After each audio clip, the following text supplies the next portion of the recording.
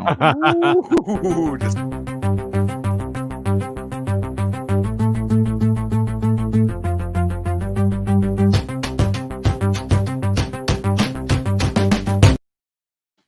Hello and good evening, everyone. Welcome to tonight's new episode of Primetime Gaming with Mr. Boomstick and Friends. And of course, I am your host, Mr. Boomstick XL. And as you can hear by the excitement in my voice, we have a loaded show that should take anywhere from 2 to 2+ hours worth of your evening away, and hopefully you're here whether you're gaming, watching the game, hanging out, or doing whatever, that you're going to enjoy yourself. We have a stacked panel, we have a special guest, and of course we're going to be talking about some of the biggest hot button issues currently going on in gaming. So let's get into the special guest. You know him as someone that cuts people down on a regular basis with a chainsaw and then puts his hand out for friendship. Please welcome Crispy Bomb. Oh, almost came through the back door, but I was here on time, ready to roll. Let's do this. Thanks for the invite once again. And I'm a little hyped up. I mean, we got a lot of things going on in gaming, and it's time to talk about it. Yeah, well, again, this is we got some hot button. Yeah, I mean, you can see by the title. This is not a clickbait kind of debate. This is legitimately happening. It's a question that continues to be raised up, and Jim Ryan, or Jim Dancing Shoes Ryan, has been making the rounds, and I think he needs a handler from Sony because, quite frankly, he's not making a lot of sense recently. But we're going to get into that momentarily. You know him. Now we're going to go to our next regular panel member. He is someone that's a part of the mafia, though he will not publicly admit it, still looking for the perfect calzone, potentially a slice of pizza with ham and pineapple on it. Please welcome the Italian Clowns. Hey, what's going on, everybody? I say this, man. I say that I may represent the North Americans over here, and I think Mag represents the Northern Americans up in Canada over there for us Italians. You know what I'm saying, Mag? I think you got that from a friend of a friend that I know of a friend who's a friend of our friends. That's a lot of friends. Oh, I love it. Well, listen, Clowns, it's great to have you back on tonight's panel. I know it's been a tough week for you, and you got something brewing tomorrow with VJ. We'll get into that a little bit later so you can give the people the skinny of what you were up to. Next up, you know him as someone he may be bald, but he has the hairiest chest this side of Canada. Please welcome the Mag. good evening, Boom. I don't even know how I can do it without laughing. Good evening, Boom. Good evening, chat, and good evening, panel. Yes, the Mag is back, and I am ready to rock tonight. I am super excited. On a side note, I already had 2 Series X, but tonight I just got my PS5, so I'm going to be doing that after the show. Super excited. We got some great topics. Let's get right into it. Well, listen, it's great to have you on, and congratulations on scoring the PlayStation 5, because we do have word that the stock is completely gone, and it's unlikely that Sony will have any available until potentially February of 2021, folks, and that is 3 full months away. I would even dare say 3 months and a couple of weeks away. So if you didn't get your PlayStation, unfortunately, you may have to pay scalper prices, though I say there is nothing that you can't play on your PlayStation 4 if you currently have one, and there's no reason to rush to get PS5. Certainly, I do not agree with paying $500, $600, $700 over its retail price of $499 and $399 respectively. But of course, that is your choice. Next up, you know him as someone that likes to consider himself Chris Redfield from the Resident Evil series, because his gamer pick is so. Please welcome the Tempest Son. Hey, what's up, Boom? Hello, panel. Hello, chat. Apologies if I sound a bit off. I'm hiding in the guest bedroom. I have family over, so instead of making them hide, I decided to hide myself. Trying to be the good guy. But what can you do? I'm excited to get into the topics, and let's get to it, man. Well, yeah, thank you so much for obviously not hiding your family and just taking a chance to be here, because obviously you are part of this panel and we enjoy your banter each and every week. Next up, you know him as someone that we consider our resident Cape Crusader, someone that finally got his hands on a Series X thanks to the kindness of a community member. Please welcome Cybernox. Hey, what's going on, everybody? Yes, I finally got my hands on a Series X. I did an unboxing. Just converting that right now to my PC so I can edit it and put it on my channel. Glad to be here. We got lots to talk about. It's a short week. Glad to have Crispy here with, the regular crew. So yeah, let's talk about some games, gentlemen. Yes, and we're going to get to that. And last, and in no way least, someone that I consider not only a community good guy, someone that I consider a brother, but he is a major part of not only this panel, but many panels. Please welcome Gaming Forte. Yo, what is up, Boom? Hey, it was a long week, man. Finally gonna get back to doing the things I normally do, like being a mess on Twitter and playing games on Xbox, because Destiny Raid finished it. I finally got it done so I can get back to my regular scheduled programming. Nice. And start doing stuff that I haven't been able to do in 2 weeks. But the thing that sucks is Black Friday is literally 4 days from now. So I know, and you got to be open, and that's definitely kind of 7 a.m., bro. If you want an wow. Xbox or a PlayStation, that's going to be your last best chance to get one at a retail. Forte, I might be at your door. No, you're a little too far away, but well, whatever GameStop you go to, minimum of 2. Ain't that something? That's ridiculous. Oh, good to know. Good to know. That is ridiculous. Wow. Well, listen, folks, before we get into the topics, kind of want to just make a quick announcement. You've been hearing me for weeks talk about something that annually my wife and I, Mrs. Boomstick, do in celebration of the holiday, meaning Christmas, and more importantly, the celebration of this outstanding community. So, without further ado, tonight I will be officially announcing what Christmas with Mrs. and Mrs. Boomstick is going to look like and consist of, and that is $600+ worth of prizes that are being provided by Mrs. Boomstick and myself. And you ask, how did you come across this money? If obviously I'm retired. I have been stocking away these super chats. I've been putting money away that comes in from, of course, channel membership and, of course, Patreon support.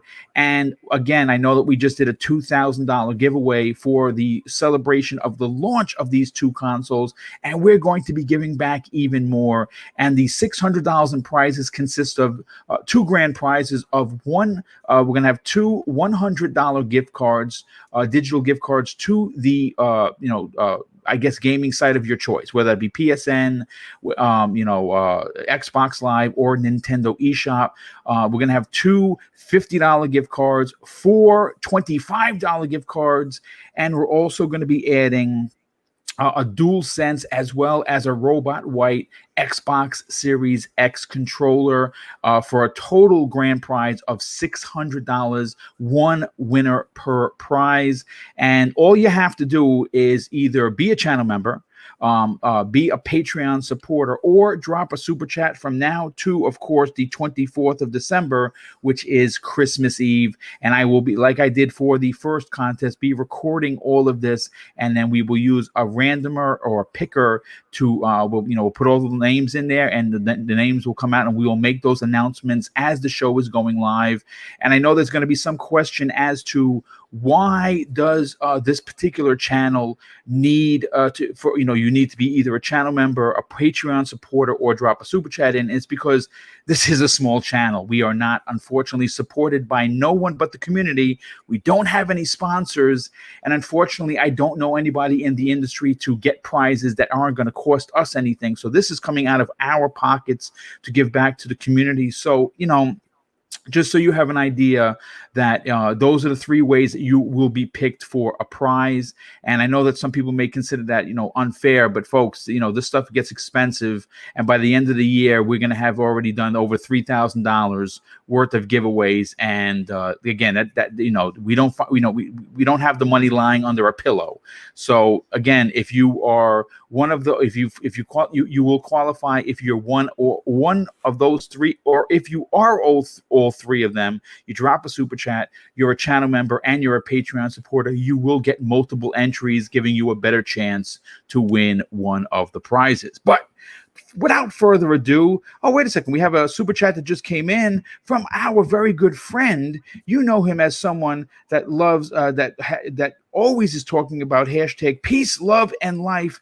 Dragon Heart Yobi drops a very generous $5 super chat. Yobi, welcome to the program, brother. Good long time no see. He says this: to all of you gentlemen, wish you a perfect health, lots of laughter, and a successful life. Well, thank you so much for the kind words, but more importantly, thank you for being here as always.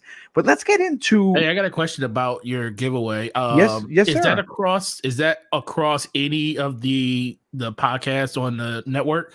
Yeah, that's across everything. Yeah. Mm-hmm. Okay. Yeah, because I could just imagine somebody asking, "Is that just at this show? Is it on the other ones?" So no, yeah, it's literally across the entire Double Barrel Gaming. It's primetime gaming. It's the Xbox Factor podcast or Breakfast of Boom. Obviously, if you drop a super chat in any of those, or you are a channel member and or a Patreon supporter, you'll get extra entries into winning one of the potential prizes. And again, folks, I would have loved to give away another system, but my goodness, the stress that came with giving so much prizes away. Thank God the two winners got their systems, and I as soon as I got the notification that they got their, I was literally sat in my chair and I had a big sigh of relief knowing that everyone got their prizes, because obviously you lose one of those and it's highly unlikely you can get another one. But thankfully that was in fact the case. But I do want to get into a particular topic now. This is a topic that has been making the rounds. Obviously, and I'm referring to the Bethesda deal. And it's a topic that has been, some people may consider it be old news, but it's not. It's new news because we do have some new information, both from someone within Microsoft, and more importantly, Jim Ryan had something to say about it. But with the generation only a few weeks old, many in the gaming industry are still talking about what happened on September 21st, 2020. And that day, the gaming media stood still and was left feeling broadsided by the announcement of the $7.5 billion purchase of Bethesda Game Studios. And of course, that included ZeniMax. It shook the gaming media as well as the gaming community to its core, though the biggest question that still remains is if any of the next generation titles like Doom, Fallout, Elder Scrolls, or 2021 Starfield will ever come to PlayStation Nation. Well, considering that I have zero executive decision power at Xbox in Redmond, I still wanted to give my personal opinion on this hot button topic, and of course get the chat's opinion as well as my esteemed panel. And of course, my answer is absolutely not. Okay, I do not. And again, this is not a console war thing. This is a reality thing. And I say that because of the what I just talked about momentarily. Is that how there was an interview with Sony's Jim Dancing Shoes Ryan and Chief Financial Officer Tim Stewart of Xbox. Now, in the interview with Jim Ryan, he was interviewed by a Russian news agency called TASS, and the PlayStation boss was asked specifically how he felt about the acquisition and whether PlayStation 5 players might not get to play Elder Scrolls 6 or even Starfield that is rumored to be releasing next week. And this is what he had to say. That's a decision that is out of our hands. We'll wait and see what happens. I look forward to learning about that. And he continues with this. We just take a different approach. Our emphasis here at Sony has been to focus on really steady, slow but consistent organic growth of our studios and selectively bolstered by acquisitions. We respect the steps taken by our competition. They seem logical and sensible, but we are equally happy and confident we've got a better launch lineup than we've ever had in any of our console launches. Now, this back and forth started with, of course, the Xbox Chief Financial Officer, short for the CFO, Tim Stewart, who discussed how Microsoft intends to handle the release of the Bethesda Softworks games once the Elder Scrolls, Fallout, and Doom published games become a first-party company. And he talked about this at the Jefferies Interactive Entertainment Conference last week. Now, it's some of the things that he said kind of raised a lot of eyebrows, even, in fact, raised even more questions to what will happen with Bethesda's IPs. And here are some of those comments.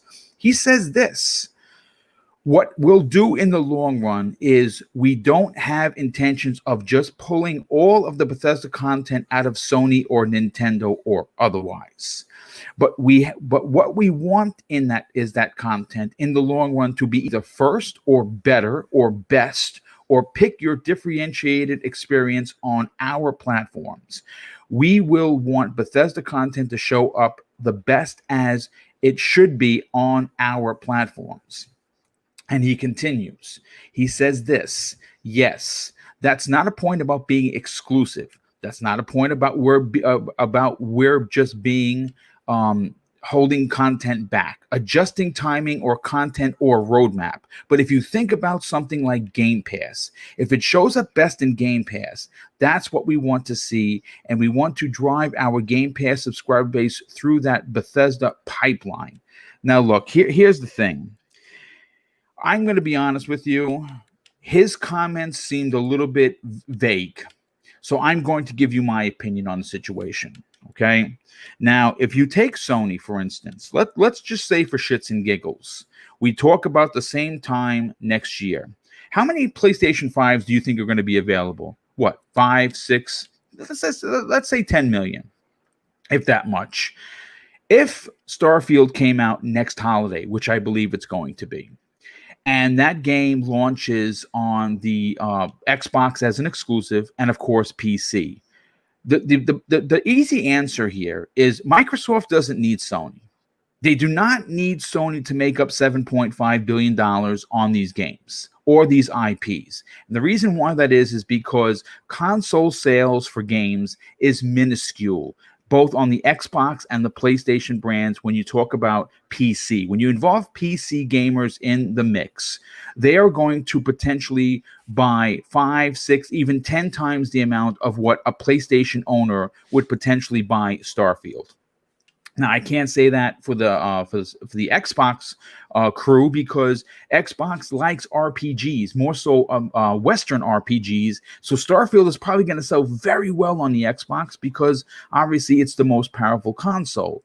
So, I want to go to Crispy first on this because you obviously are the guest. I have a very strong stance on this. I don't think Microsoft should budge, and I'll tell you why I don't. Because of the arrogance that is Jim Ryan, and I want to bring up Insomniac Games just for a second before I get to you. If for whatever reason, somehow, some way, Jim Ryan and the people at Sony green-lit a Sunset Overdrive 2, do you think for a second that Jim Ryan would even consider releasing Sunset Overdrive 2 on the Xbox because the Xbox had the original game? No, he would tell you, if you want to play this game, you need to buy a PlayStation 5. And I know that, everyone talks about Phil being a good guy, and he is an amazing human being. But I honestly, after hearing quotes from him about him actually saying that he's tired of people asking him where a new, when they purchase, a developer, where their IP is going to land. Well, it should land on Xbox, and it should only be on Xbox. But that's my opinion. Crispy, what is yours? Well, I'll tell you this. A lot of people are ignoring the fact that was all corporate speak that you just talked about. It certainly was, yeah. Except for Jim Ryan. I mean, Jim Ryan's basically, just he's speaking out of his ass as usual. Yes. He has no clue what's actually going on. And, this is Jim Ryan at his finest. And I mean, we could pull up more quotes later. I think we might be because, I don't have the show notes. I kind of came in guns blazing, as we like to call it. But, you have to understand that, Xbox paid $7.5 billion for them, and it's not finalized yet. These guys aren't going to say any more than they should at this point in time. Yes, So that is correct. They're going to act like everything is peachy keen, and PlayStation and Nintendo and whoever else wants it could possibly get it. Are they going to say flat out, no, you're not getting it? Not right now. We'll wait until next year, and then you might see some different things. And actually, it was just on BWB. I said, you know what? Imagine you see, Xbox, and then all of a sudden you see Bethesda come out and show Starfield, because we haven't seen nothing from it in the past couple of years. It was just like a flash, just like Elder Scrolls 6. It was just a little flash. It's like a little, hey, we're here.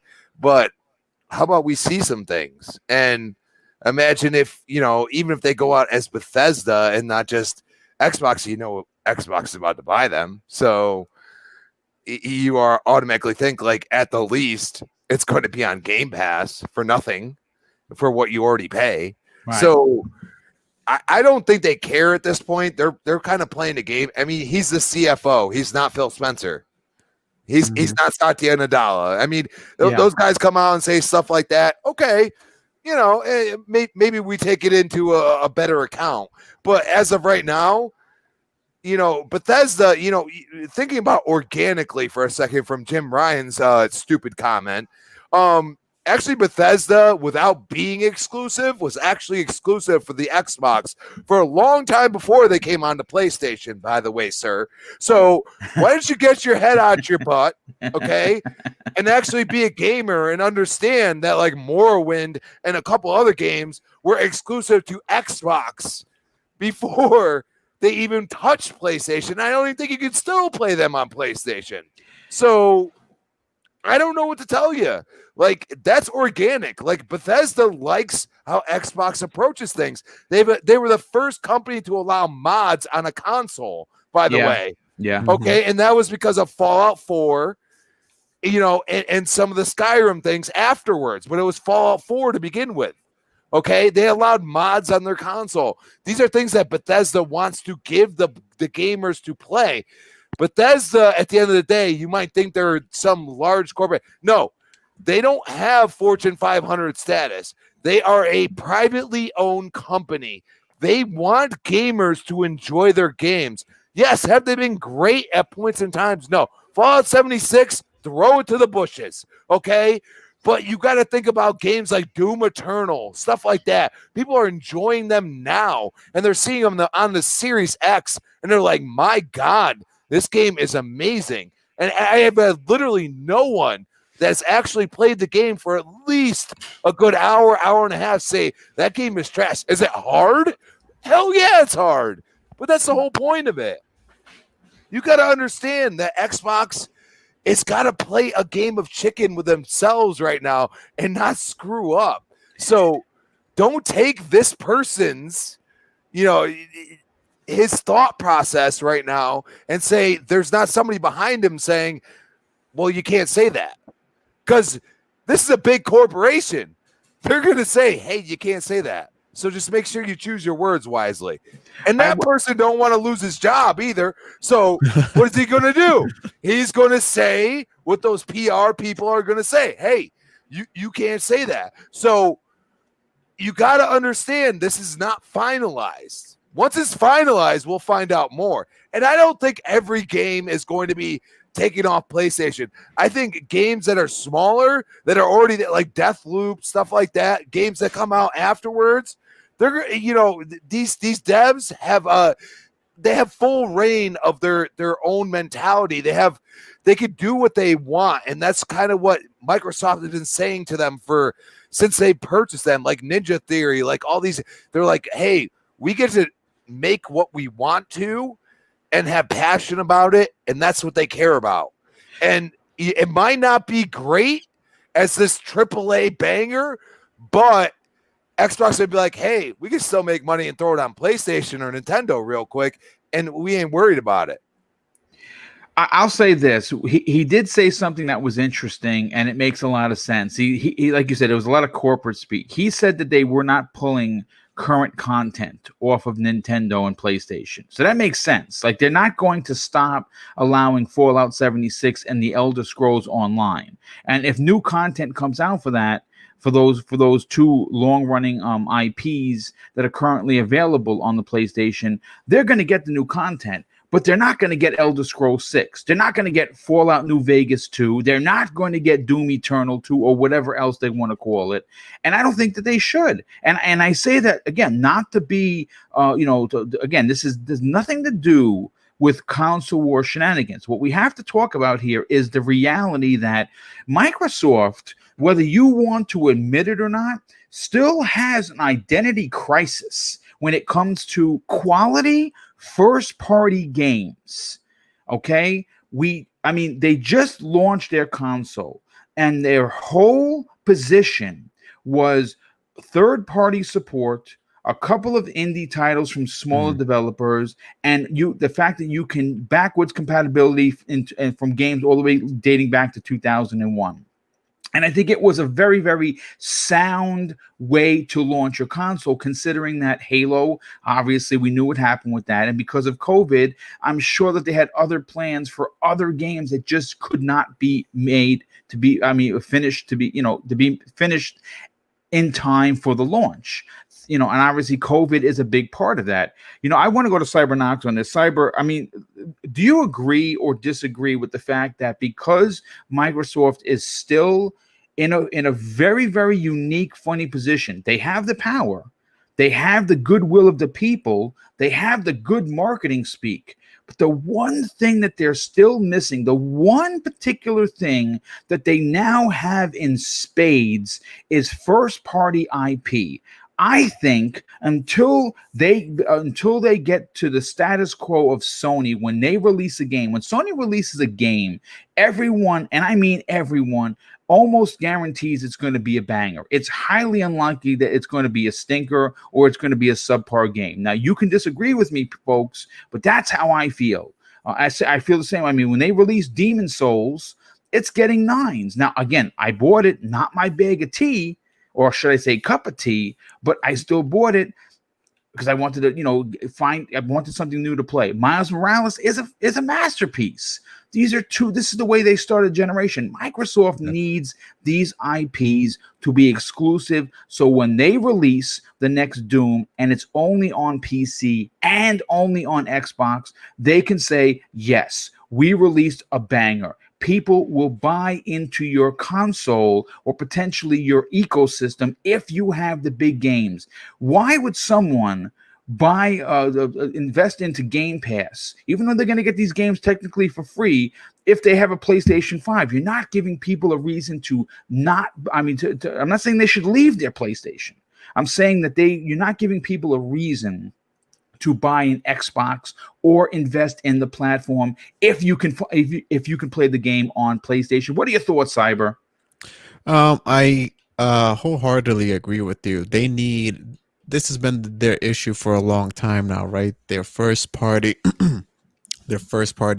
titles. But without a shadow of a doubt, they are working on that, and we can see it just by the purchase of Bethesda. They've been asking us to be patient, and unfortunately this year they put all their eggs in one basket, and that was Halo Infinite, and that didn't pan out so well. The community had mixed feelings about it. Most people thought that, hey, this needs a little bit extra work. So yeah, man, until they get to that level where quality meets the standard of Sony's, it meets that Sony's first party standards. I think this is always going to be something that's going to be held over their heads. They are working on it. They've demonstrated that to the community just by making this huge purchase of Bethesda. They want to change that narrative. That's what they want the most. They want their games to be quality. They don't want people questioning every time they put out a game or they come out with something. that why isn't this looking like this, or Xbox has no games. That's just insane. But in regards to Jim Ryan, that guy's is cheeky, man. He Very he cheeky. knows what he does. He knows how to kind of troll a little bit, and for him to make that kind of comment, it's It's a cheap shot, no doubt. it's a cheap shot, Yeah. because just like kind of like what you alluded to, but when I told you guys this privately, why didn't the interviewer or the journalist just ask him, okay, is God of War, The Last of Us, Uncharted, Horizon Zero Dawn, Insomniac's next Spider-Man, are those games coming to Xbox? No, of course not. Right. Microsoft just spent $7.5 billion on Bethesda, on ZeniMax, let's say. And they're entitled to do whatever they like. And they have a strategy that they want to go with. And for people to be incentivized to come to the platform and, and enjoy their games, they might just hold that as exclusives. I mentioned this here before. I think that all next gen titles are going to be on the Xbox platform only. Maybe some current titles that are already on multiple systems, they'll be continue being supported on other platforms, but for future titles, I think it's going to be exclusively on the Xbox platform. Now, as for Tim Stewart, I think Crispy nailed the nail on the head. He's just, he's a corporate guy. He's, the CFO. He has to, make sure that he's, crossing on his T, dotting on his I's. He doesn't want to say anything too, not the offensive is not the word I'm looking for, but he doesn't want to say anything that will get him into trouble. Right. So, yes.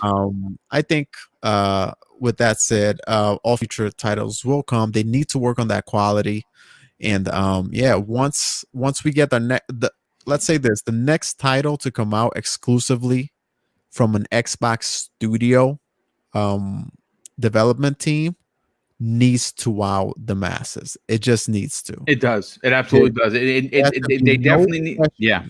Excellent. Well said. There needs to be no question as to why you're purchasing an Xbox. There needs to be no excuse. There needs to be nothing. They are one, if not one of the biggest companies, and they have they're giving their developers pretty much almost unlimited resources when it comes to Microsoft. So they need to wow everybody. Yeah, no, I absolutely agree, and I think the next big one that we're going to see is going to be again. This is I have no inside track to it, but I in my opinion is going to be Hellblade 2, and there's actually people still believing that Hellblade 2 is going to release on the PlayStation 5. I don't understand why, but whatever. Real quick.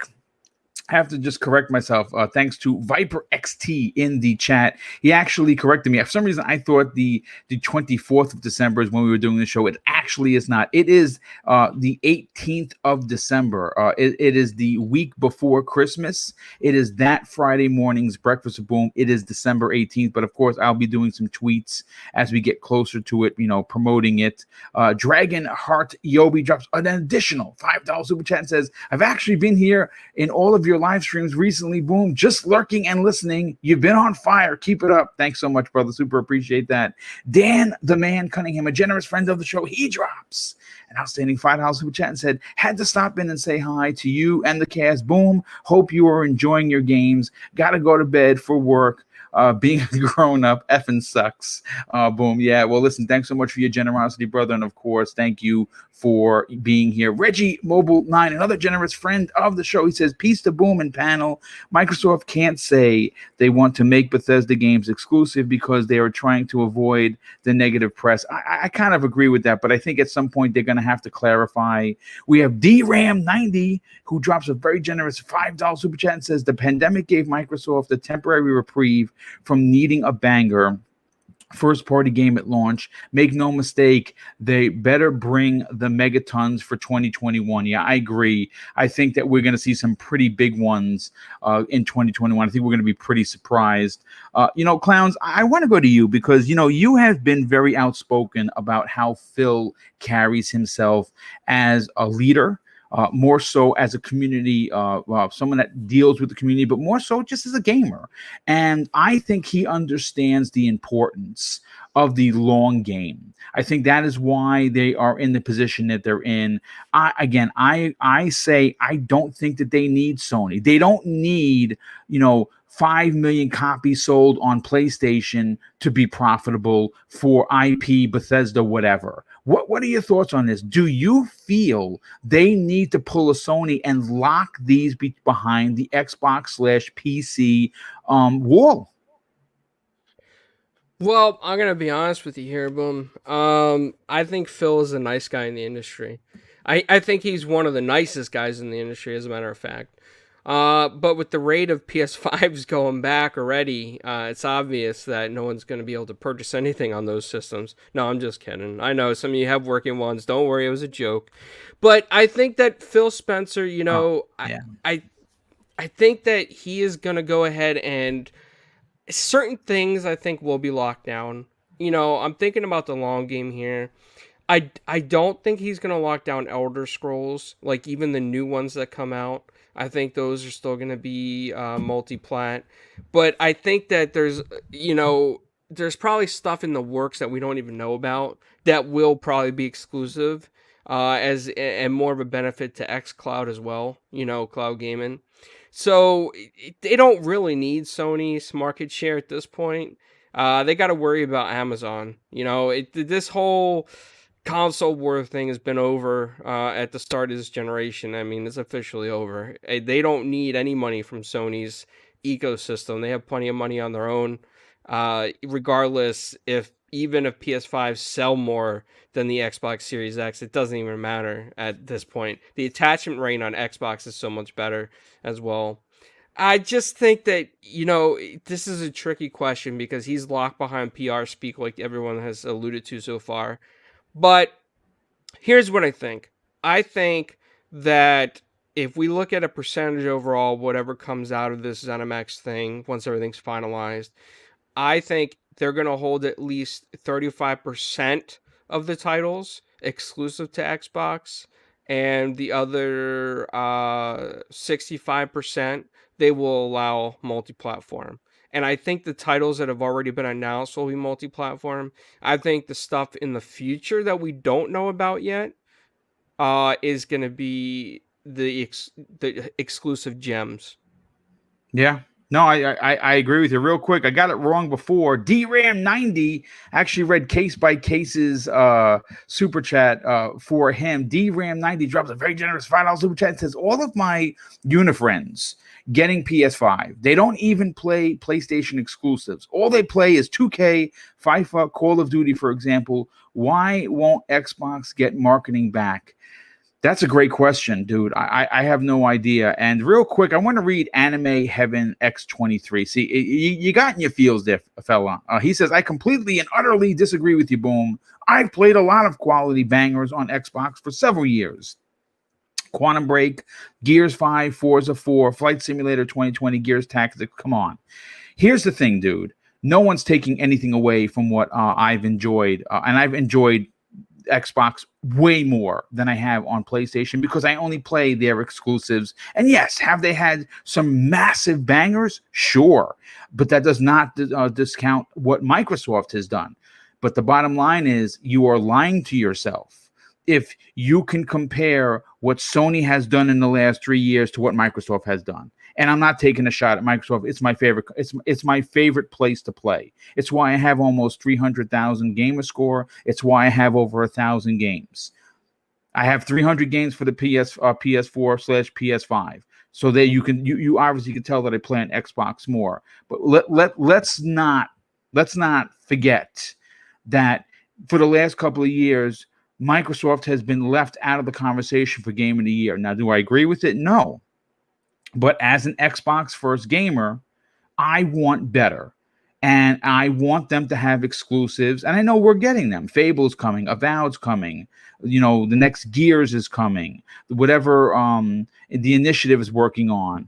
There's a lot to get excited about. But come on, dude. You can't sit here and tell me that it's okay in Xbox land. It's okay, yes. But don't you want better? That's the question. I certainly do, and I'm going to demand better because my dollar is invested in Microsoft, and I want them to give me more. And if I sound greedy, well, that's life. What can I tell you? But Mag, I want to go to you next on this because you and me had a conversation, and you're very fired up about this. Now, I'm going to say this, and this is going to sound ultra harsh.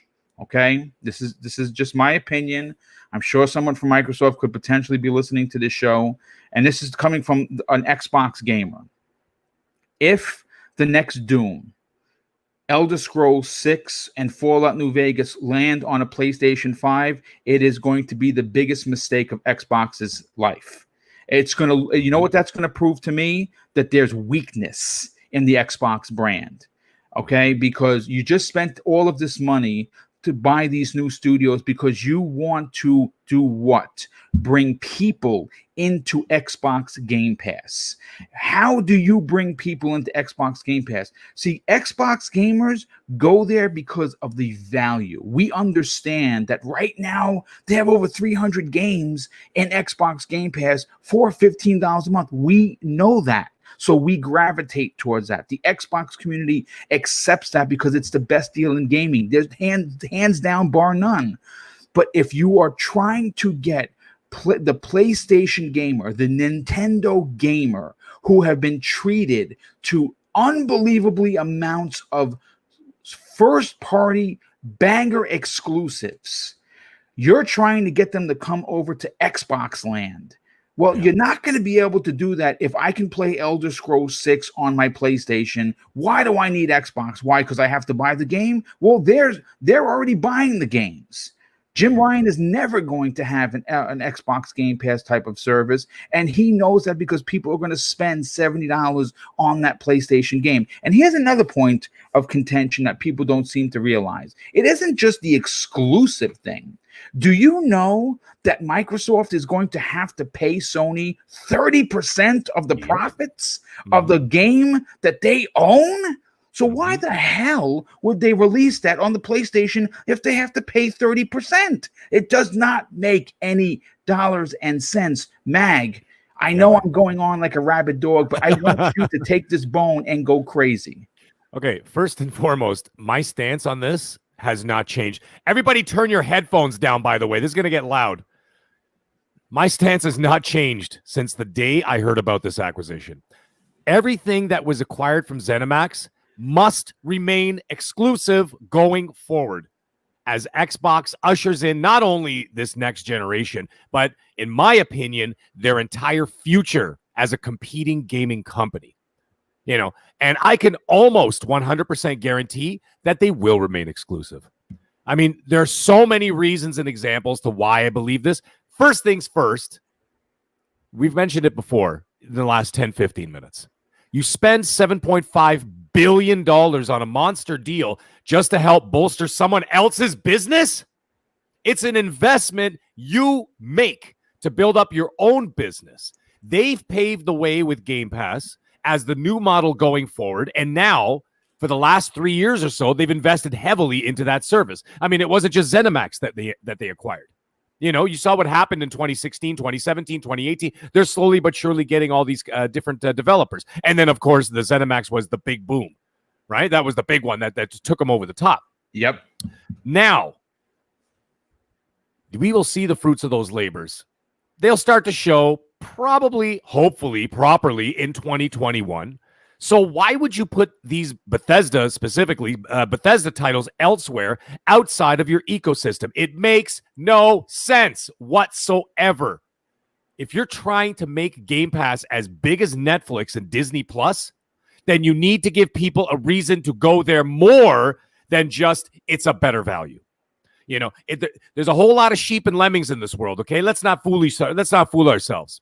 They need to be guided to your service. Just giving a better value is not enough for some people. Look at Apple, for example.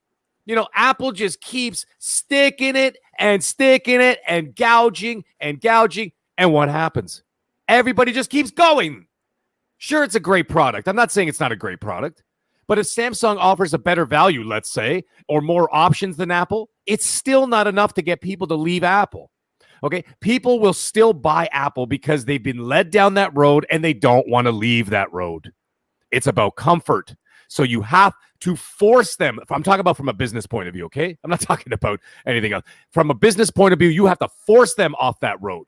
If you've got something that the competition doesn't have, are you just going to go give it to them? No.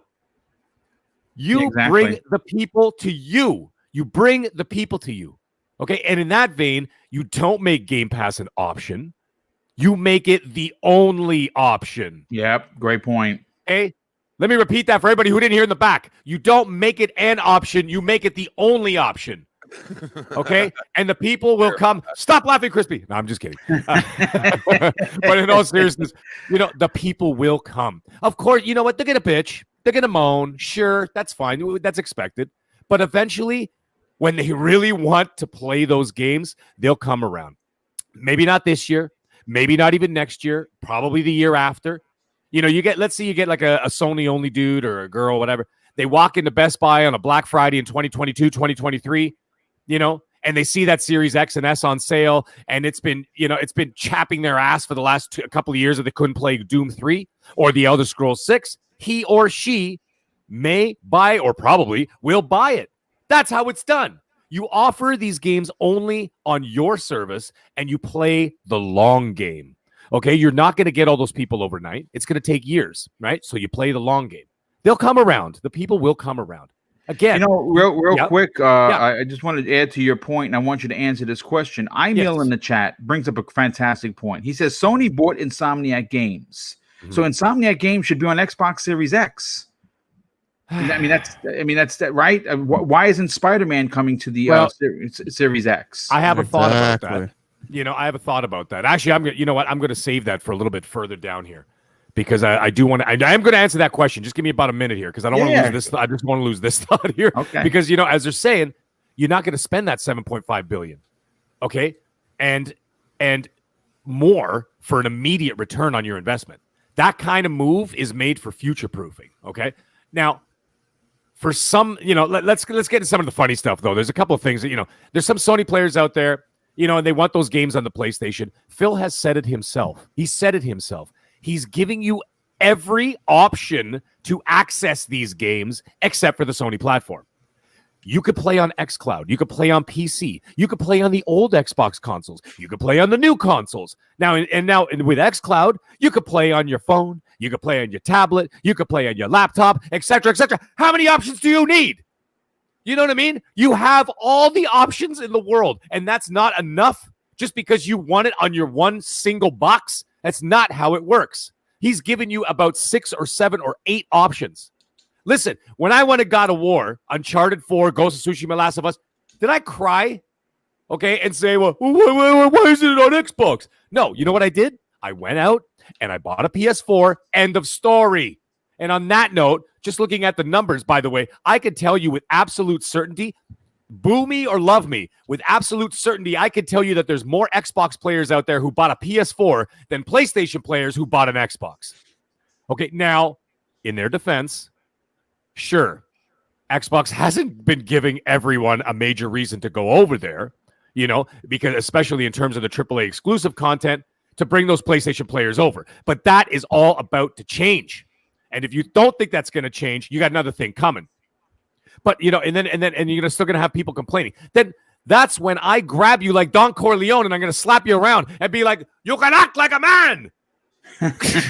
Slap in the face. You know what I'm saying? Like, give me a break, man.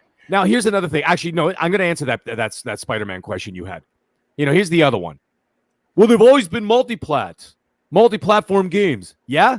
So is Spider-Man.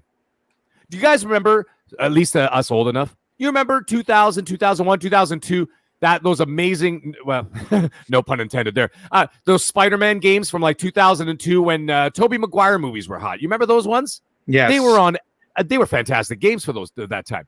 Guess what they were on? They were on the Xbox. They were on the PS2. They were on the GameCube. They were on the Game Boy Advance. They were on PC. Then Sony swooped in. Spider-Man is now Sony exclusive. No one cried. No uproar. Because it didn't fit the narrative. So there was no need. There was no need to get upset. So I hope that answers your question. right? It was multi-platform at one point, but now it's exclusive because somebody else bought it. So why would you expect a different result now? Just because it doesn't fit your narrative? Get out of here. Yeah. You know? And when Xbox gives you that reason, okay, and all those options to enter that ecosystem, then you don't just, you know, you're not going to regret it. Like, that's the way I see it. You're not going to regret the situation. Now, there's another thing. Sorry, I got like my mind's going like 100 miles an hour, like a gerbil in a wheel right now. Another thing that makes me laugh. Okay, think of a few examples here. Now, I bought a house, okay? Did I tell the dude down the street, yeah, buddy, listen, I bought this house. You can have some of it. No. Like, I bought a car, bought 2 cars. Did I buy it to go share with my neighbor? No. Buy your own car.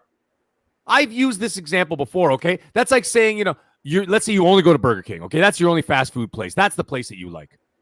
And I'm not salty because they don't make Big Macs. Okay, I'm not going to walk in there and be like, want a Big Mac? You know, you have to make it because I don't want to go to the other place. Go to McDonald's if you want the Big Mac. How hard is this?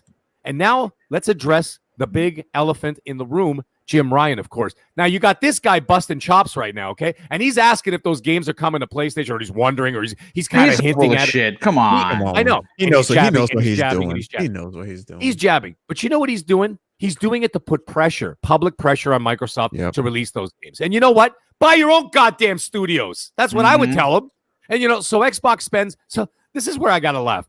Xbox spends the cash, builds the service, carries the weight, and Sony wants to ride off that and then take 30% of the sales to boot? Get the hell out of here. Exactly. I don't think so, buddy. You know, I don't think so. I'm picturing Jim Ryan right now standing in front of Phil's house with a megaphone going, bring us those games. You know what I'm saying? And then Phil comes out with a shotgun on his shoulder. He's got a cigar in his mouth and a beer. And he's like, get off my lawn. You know, I mean, like, seriously, like, that's what I would do. Now, okay, now there's one last thing I wanted to address. Okay, one last thing I want to address here. And this is in all seriousness, besides, you know, the Halo, Forza, Gears narrative. Boom, you just mentioned this about 10 minutes ago. Okay, you got the Halo, Forza, Gears narrative, right? I get it. I understand. I've been there. Okay, now in terms of first-party games, first-party AAA exclusives, yeah, they have some identity issues outside of those 3 games. Well, some of those games are getting a little tiresome. Right, you've got to expand out. Like, look at what Sony did. You know, Sony had, you know, okay, God of War has like 9 sequels or whatever. Then they reimagined it. Fine. You know, Last of Us 1 was an entirely new IP, and then they branched out from there. Ghost of Tsushima, the game of the year, by the way. I don't care what anybody says. Yeah, Animal Crossing is not winning that game of the year. Stupid game. Anyhow. Sorry, Animal Crossing. I hope I don't insult any Nintendo fans, but if I could play that game on a Tamagotchi, it ain't game of the year. Okay, so let's get back to that Ori didn't make it there, man. Yeah, I know. Don't get me started. But you know what? Come on, man. Ghost of Tsushima and Ori, there's no competition. I mean, anyways. Whoa. We'll fight off here. Come on, be for real. Animal Crossing is going to win Game of the Year. Oh my God, Forte! I'll never come on this podcast again if that wins. Animal Crossing is going to win Game of the Year and save lives. Let's be fair. Don't do it. Well, anyways, they got identity issues. Okay, Microsoft does have some identity issues. Now, getting Bethesda and company, okay, that includes all the other ones that they acquired, it's going to fix that issue. They will become the Western RPG, Western RPG company, and then, of course, whatever else they're going to be pumping out. You know, you got your first-person shooters, you got your action adventures, you got all these things covered, you know? And the Xbox critics out there will be silenced somewhat. All of us, if you think about it, what have we asked for, everybody? What is everybody here in the chat, here on the panel? What have we all asked for? We've asked for more from their first party. And now they're about to give it to us. And now it's a problem. Guys, critics, let's get real. Okay? They're coming through. Maybe not right this minute, but they're coming through for all of us. Yeah. And anyone who has invested in this Xbox ecosystem will be rewarded accordingly. And if they choose to keep their properties to themselves, well, they paid for it. Therefore, they have the right to do whatever they wish with them. That's all I feel. Mm-hmm. I mean, it's again, once again, very, very, very strong and sturdy points. You know, let's bring in someone else that I believe is going to have a very strong and sturdy point. You know, Tempest Sun, I know that we've talked about this before privately, and it's always gotten you fired up. because you never see anyone from the media or from PlayStation saying that they want to see their games on Xbox. No, they go out of their way to let you know that your only place you're going to play this game is on the PlayStation, whatever, whether it be the 4, 5, 6, 10, whatever. And I think Microsoft has an opportunity, besides their own built IPs that they have, brewing and being worked on, but the potential to have all of these Bethesda IPs just be known as Xbox games. And I know that people are going to say, oh, boom, I think you're being kind of petty. I don't seem to think so, because again, and I think it's safe to say, and whether you agree with me or you're going to hit the thumbs down button, that's fine. I love Xbox, but they have an identity problem. This deal fixes that. It basically puts the exclamation point on the entire industry, saying that if you want Doom Eternal 2, if you want Fallout New Vegas 2, which I think they're going to be bringing out, and whatever else, Elder Scrolls 6, you name it, you're going to have to invest in the Xbox platform, whether that be a console, or the X or the S, whether that means you play on PC, you play on mobile, you play on your tablet. What are your thoughts on this? Should Microsoft lock these this massive purchase behind the Xbox brand? I absolutely not. I mean, generally speaking, I'm very sensitive to certain things being exclusive if I don't think it's fair or not, or if I think it's cheap. Yeah, I know, go figure, the Xbox guy or an Xbox guy thinking that the Final Fantasy 15 or was a 16 deal, 16 being timed exclusive, I think that's cheap. Of course I would, right? But honestly, I mean, so much money's being dumped into something that is eventually going to be on all systems. What's happening with Bethesda is completely different. From here on out, Microsoft is paying the salaries of over 2,000 employees. Yep. They didn't just buy the IP. They didn't just buy the studios. This is going to be an ongoing thing. They are fronting the bill for absolutely everything that goes through Bethesda. So it is theirs. Love it or hate it, it is theirs. Doom Guy belongs to Microsoft. Elder Scrolls belongs to Microsoft. All of them. Dishonored, you name it. So many good games, and it's just different this time. And I'm pretty sick and tired of everybody getting in their feels about it too. I mean, I never saw such a cryptic and worried coverage about this. Like when it happened, some people got excited, but in general, it was like a coping session. It was like I don't know, what do you call that? Like it was like an anonymous group. Like, I don't know what we're gonna do. Like this is terrible. Like they didn't know what to do with themselves. Honestly, I can't tell you how many times on how many programs, YouTube videos, websites, you name it. The only question being asked was, are these going to be on PlayStation as well? When they come to PlayStation? When's it coming to PlayStation? How must I love Phil, but I can't imagine how he must have felt. When you make a big move like this, you think Microsoft, like, man, not only going to buy Bethesda for $7.5 billion, I'm going to pay it in cash. No stock options, no nothing, just raw cash. Nobody else can do that but us. We're the only Microsoft in town. There isn't a bunch of Microsofts. There's just one of us. And really, we're the only ones that are going to be able to do that, right? We're going to show these people what we're made of. We're going to show them that we're serious about gaming. Let's see what everybody's saying. When's it coming to PlayStation? Like, dude, honestly, I can't imagine what that must have felt like, to be truthful. And he stated that he got tired of people asking when their games are going to be on the Switch. He sure did say that. Yeah. So it's 100% a double standard. It is ridiculous. Like I said, some things I am sensitive about being exclusive, but this, honest to goodness, isn't one of them. And I've said this before in this program, and a couple people said it earlier in this show. It's not hard to play their games. They are making it so easy. As a matter of fact, in certain areas, in certain locations, regions, like in Japan, they're going to be coming out with xCloud early this coming year. I can very, very easily see a lot of people in Japan and South Korea, those regions, not even buying an Xbox and literally just playing xCloud on their phones, their mobile devices. I see that happening, and there's not a problem with that. It's by design. It's not like they're making dumb. They're not taking these studios and making them make a dumbed down version of these games in mobile format. These are the real games that you can just Yes. play on xCloud. Right. So overall, it's just so easy to play their stuff. What this guy said from Microsoft, I've never even heard of him before. No offense to him, but I've never heard of him before. I don't know what role he plays, but he it was all PR speak. Like everybody said, this isn't a done deal yet. So they're limited on what they can say. The only game, and I really mean this, the only game besides the online ones that have already been out, like Elder Scrolls Online and whatnot, and Deathloop and Ghostwire Tokyo, because there was a deal there. The only game I think that might hit other consoles potentially is Starfield. And that has nothing to do with them wanting to be the good guy and let it on somebody else's platform. That is just the most soon to come out game from Bethesda themselves. And I don't know if there's any prior deals going on. As a matter of fact, there was as far I don't I don't think any I don't think it was announced for anything. So there's no from what I understand, there's no ongoing deals.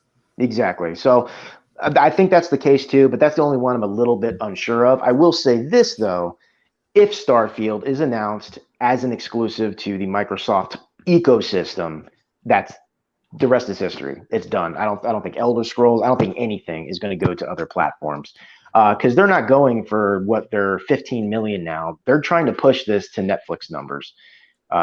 Phil once said there's 2 billion gamers out there. We want to be a part of that. I don't know if they're ever going to hit 2 billion gamers. I highly doubt it, but they can go much, much, much higher. And how you do that is taking something like an Elder Scrolls, which people forget. This game is still on the top charts a lot of times of Steam. There are still people to this day playing that game on all platforms. It is one of the biggest games of all time. Yes. And the new one will probably be as well. So I don't know. The only other thing I'll say what this deal really did do, you made a comment when you were talking to Anime Heaven about what he said, and you said that the first party for Sony and Xbox doesn't really compete. And on one hand, I agree with you. And that one hand I agree with you on is the third person, behind the shoulder action, mature, story-driven adult content. Story-driven adult themed game. Yeah. That is the one area. So getting Bethesda, I mean, yeah, a lot of their games are first person, but it's another layer on top of what they offer. They're the king of shooters, the king of Western RPGs, the king of racers. I mean, what genre? They now have a Gears tactics game. They have the flight old sim school game. Yeah, flight sim game. The only thing they don't really have is a studio to make fighters. And, I guess they do. They have Ninja Theory. So, people forget that, but they do have that covered now. They have Ninja Theory. So I don't think there's any base that they really don't have. The only thing they could use, in my eyes, is like a JRPG team or a strictly Japanese, oriented developer. That's really the only thing they need. And I believe they're going to be getting that. So I don't know, man. It's still ridiculous to me. I think there's an absolute bias. If anybody says that there's not, I don't know, man. I don't know what to tell you.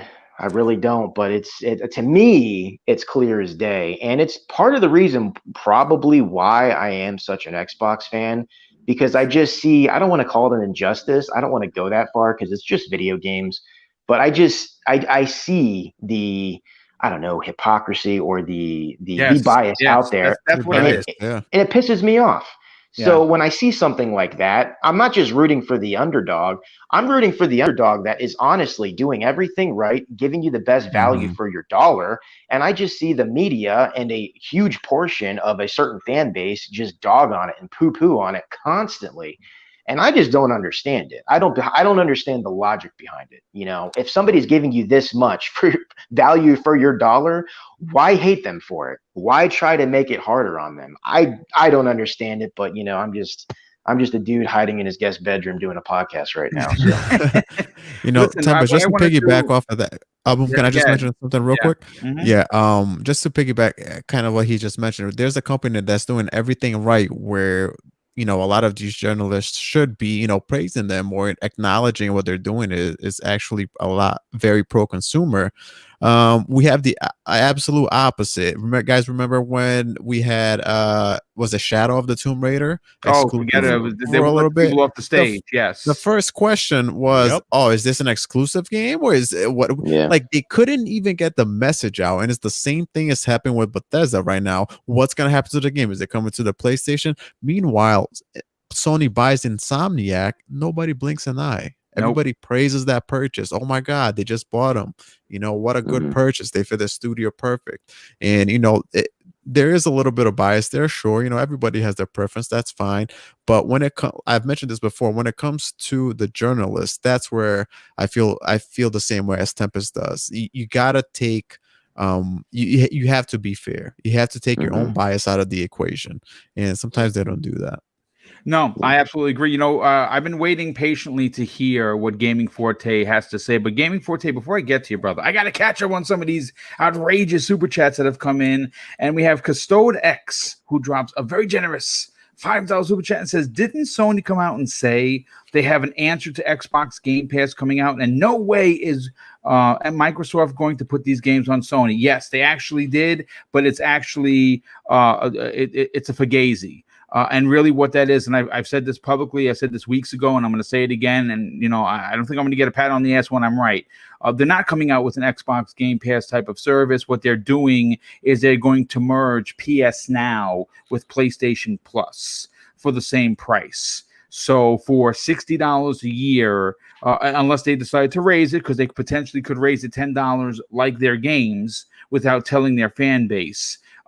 They could charge upwards of $70, and for that $70, you would get the ability to play with friends online. You will get PlayStation Plus perks, meaning that you would get free games monthly. You have the PlayStation Plus collection, which has all of their first-party games and some third-party games in there, and then you would get PlayStation Now.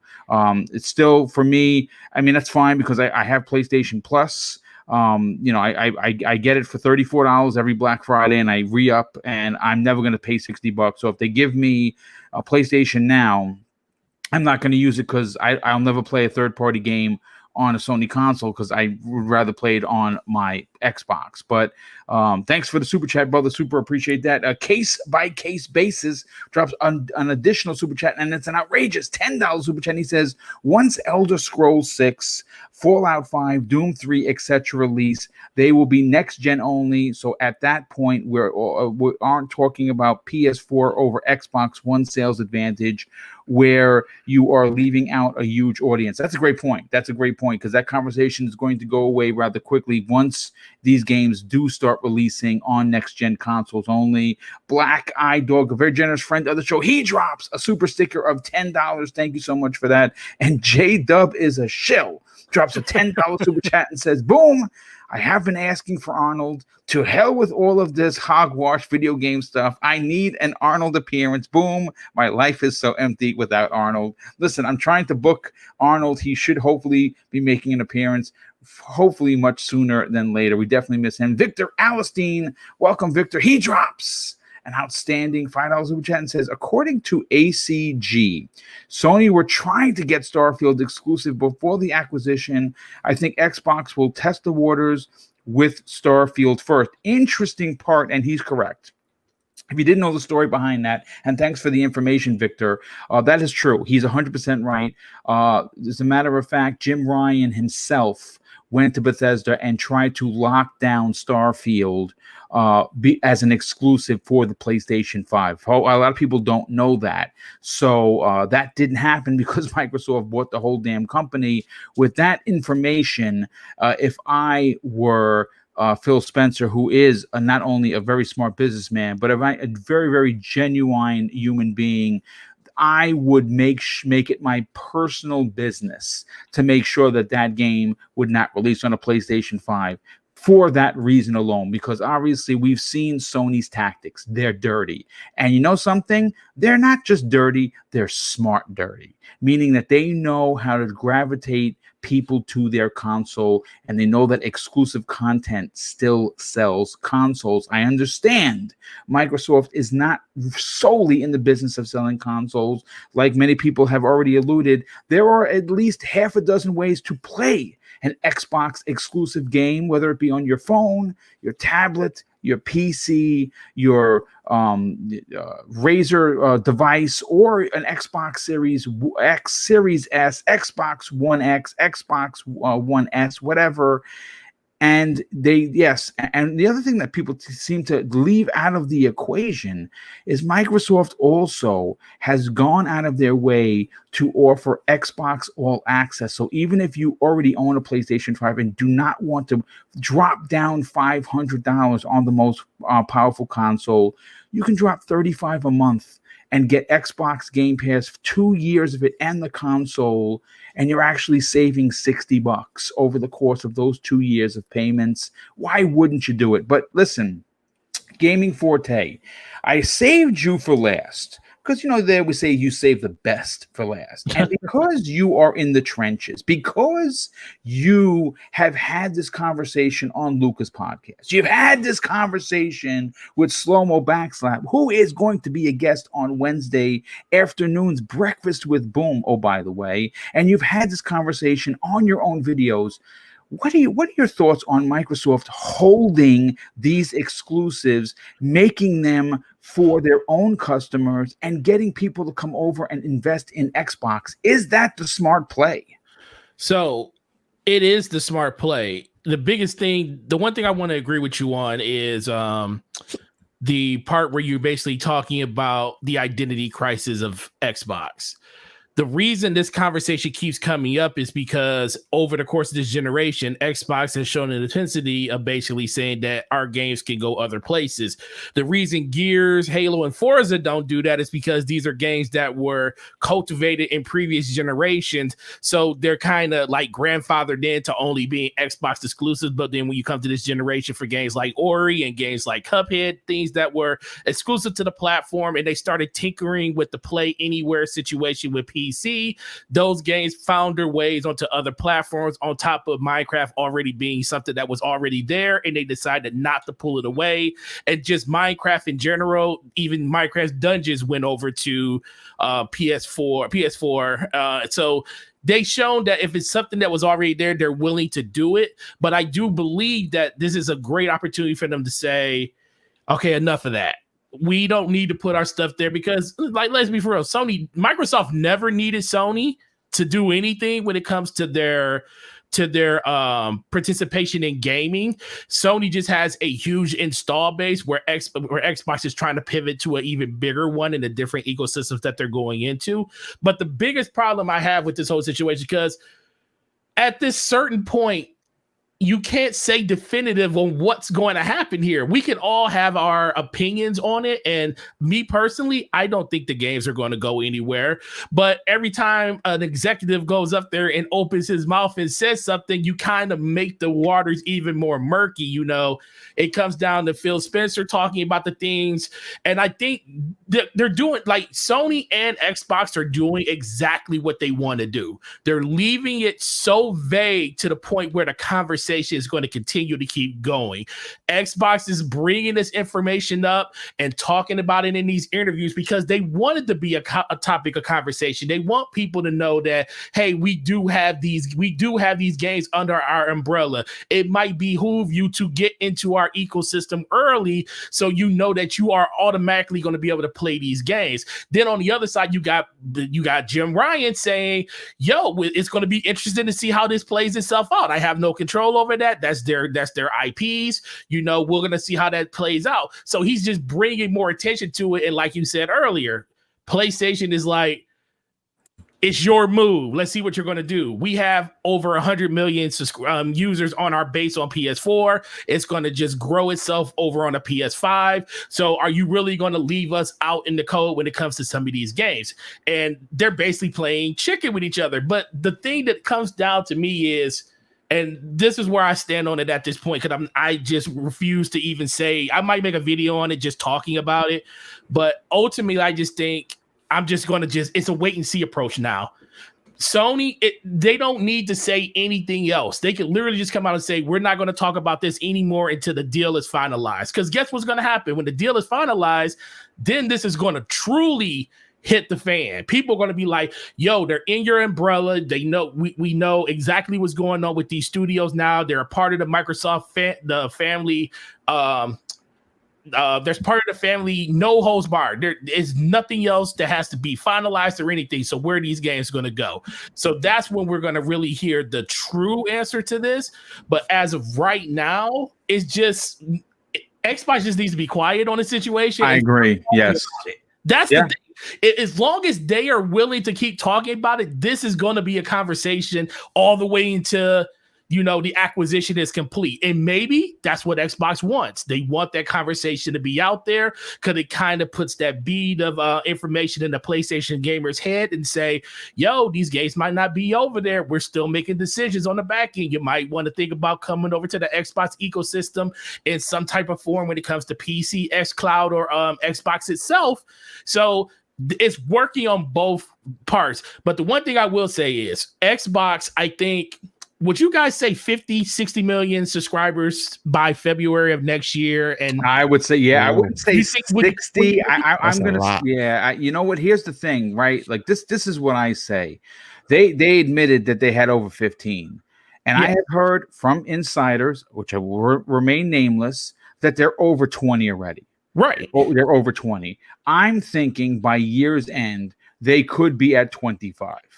And that's not really that's not a stretch. Now to say they could double that by February, hard. It would definitely be hard. By end of 2021, they're at 50. They're at by the end of the year for sure, no doubt about it. There's gonna be a certain threshold that they reach that money is not gonna be it's not gonna be a problem. They're gonna have so much money coming in just from reoccurring revenue. That's gonna be insane if they reach something like that. And this is what I want you to ponder. And this is just the business side of it. This could go either way. Me personally, I think Xbox, if they hit 40, 50 million subscribers next year, those people got to come from somewhere. I am being a person that works in retail and sees how their buying habits and their shopping habits. If Xbox was to even release these games on PS5 and PS4, and they start saying like Starfield can go over there. Let's say they're not even day and day. Say Game Pass is the exclusive catalyst to get the games day one. Plus you could buy them on Xbox day one. And maybe there's a 3-month to 6-month exclusivity before they go to other platforms, or they could be day one.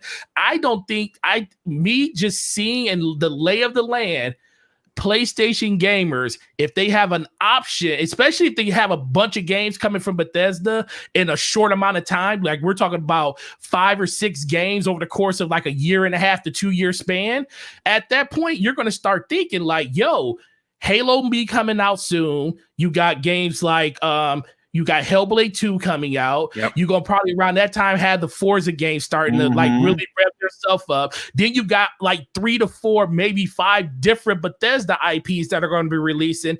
Even if those games aren't exclusive to Xbox, you got to think $70, $60 per game on your PlayStation when I can go over to my PC, have Game Pass over there, or I can just buy a $500 box and get into that ecosystem. Or maybe they just get the Xbox Series S and be in the ecosystem for a cheaper price and say, yo, I just want to get into the ecosystem to play these games because I don't want to spend full price on my PlayStation to do it. I think there's so many ways Xbox can get to the number that they want to get to, because part of me feels a lot of PlayStation, like if PlayStation would have came out at a higher price, like say Xbox came out at $400, the Series S came out at $400, we're just throwing pie at the sky.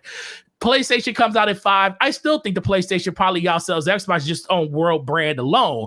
But the difference is PlayStation has the games to go with it, and that's what the whole catalyst of the conversation is. If Xbox can convince people, and that's what Mag said earlier, PlayStation is in a in a very precarious situation because they have games, they have the exclusives, they have the manpower when it comes to the people that enjoy that platform.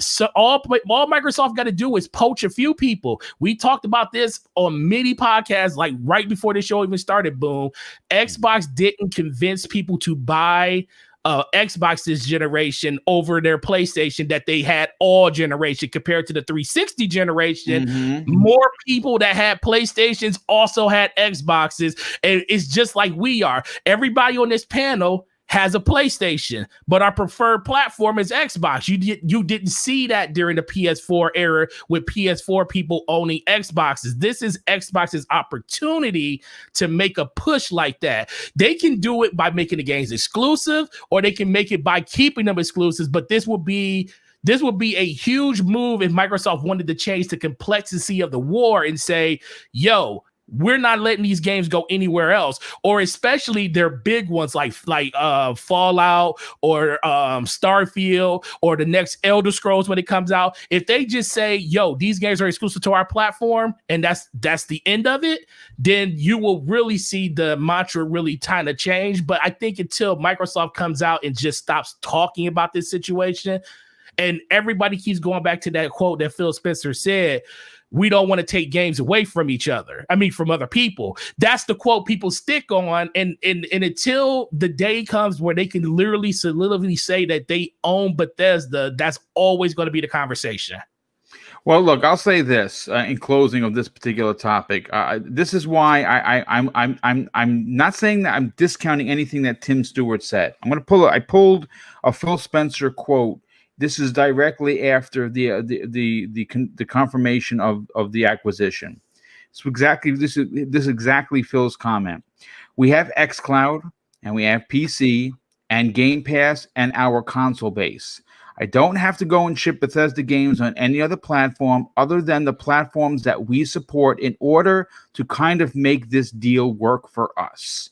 That should be the exclamation point in the conversation. And I cannot wait for a day until the deal is done, which is supposedly going to be early spring, potentially the end of February, early March, when the deal is officially done. And Phil Spencer can have that conversation and say, yes, Starfield is releasing on this day. It's for Xbox and PC. That's it. And you know what? And I agree 100% with what you just said, because the main catalyst of that whole read that you just did was Phil Spencer basically gave you the olive branch to say, we don't need PlayStation. Yes. We have all of these different avenues to get our games out there.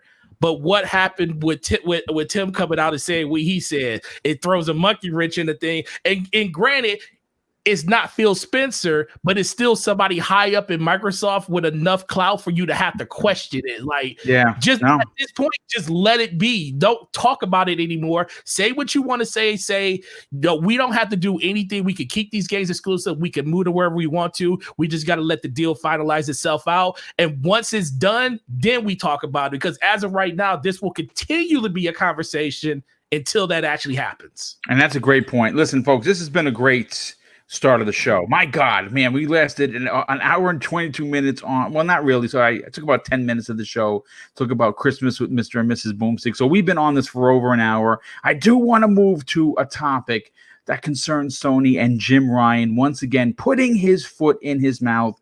And I want to get the temperature of the room as well as the panel. Now, look, one of the big concerns for next gen was how big the new and old titles were going to be when talking about hard drive space. Now, most games in the previous gen were upwards of 100 gigs, though, because of the Xbox One X and PS4 Pro using HDDs as opposed to the new, the new hard drives. We could always just pop in a portable drive. Like, I had 13 terabytes worth of data that held over 1,000 games, and it was never a problem. The Series X loaded slow as hell, but it loaded it nonetheless. But the new SSDs, they move lightning quick. Now, one of the advantages for the Series X and the Series S is that they both have SSDs, right? One has a 1 terabyte in the X and a 512 in the S. Now, if you went out and bought the memory cards, which are a little pricey right now, hopefully they'll drop down on Black Friday and I'll pick up a pair of them. You could add 1 terabyte. It's about 900 gigs, a little bit less than 900 gigs per card per console. Now, for me, it's not that big of a deal because Microsoft allows us to use the old HDD drives. I just plugged it in, and if I had an older game, it ran off of the drive, no problem. If it was something like Gears 5 that had the update patch, that had to be on the SSD. Not a big deal. It took me, I don't know, 9-10 minutes to move it over. Not that big of a deal. I played something else, and when it was ready, I played it. End of story. It was good to go. But here is where we get into the weeds of things, folks. Now, personally speaking, I have a PlayStation 5. I have the $500 model because I wanted a disk drive. Thank God it works. It hasn't been bricked, and I'm knocking on wood, which means my head. Now, I only have 6 games for it.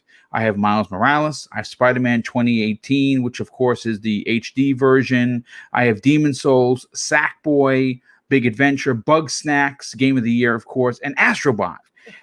But I'm not going to put another game on here until Ratchet and Clank and potentially Horizon Forbidden West comes into play in early 2021. Though many people in the gaming community who are PlayStation exclusive players are now crying foul and asking when Sony will allow for more storage to be added in the form of a memory stick or an expandable SSD drive. And the head of PlayStation, Jim Ryan, had something to say that many people will not find to be only interesting, but the right answer that they have been looking for. Now, here's what Jim Ryan had to say following an interview with The Telegraph about early reception to the PlayStation 5's 667 gigs of usable SSD storage on the PlayStation 5. And let me pull up his quote. Well, first of all, if you didn't know this, which I didn't know this until I pulled the story, of that 667 gigs that are available on your PlayStation 5, did you know that the new Call of Duty Black Ops takes up a fifth of that memory, folks? A fifth. Okay? So here's what Jim Ryan had to say.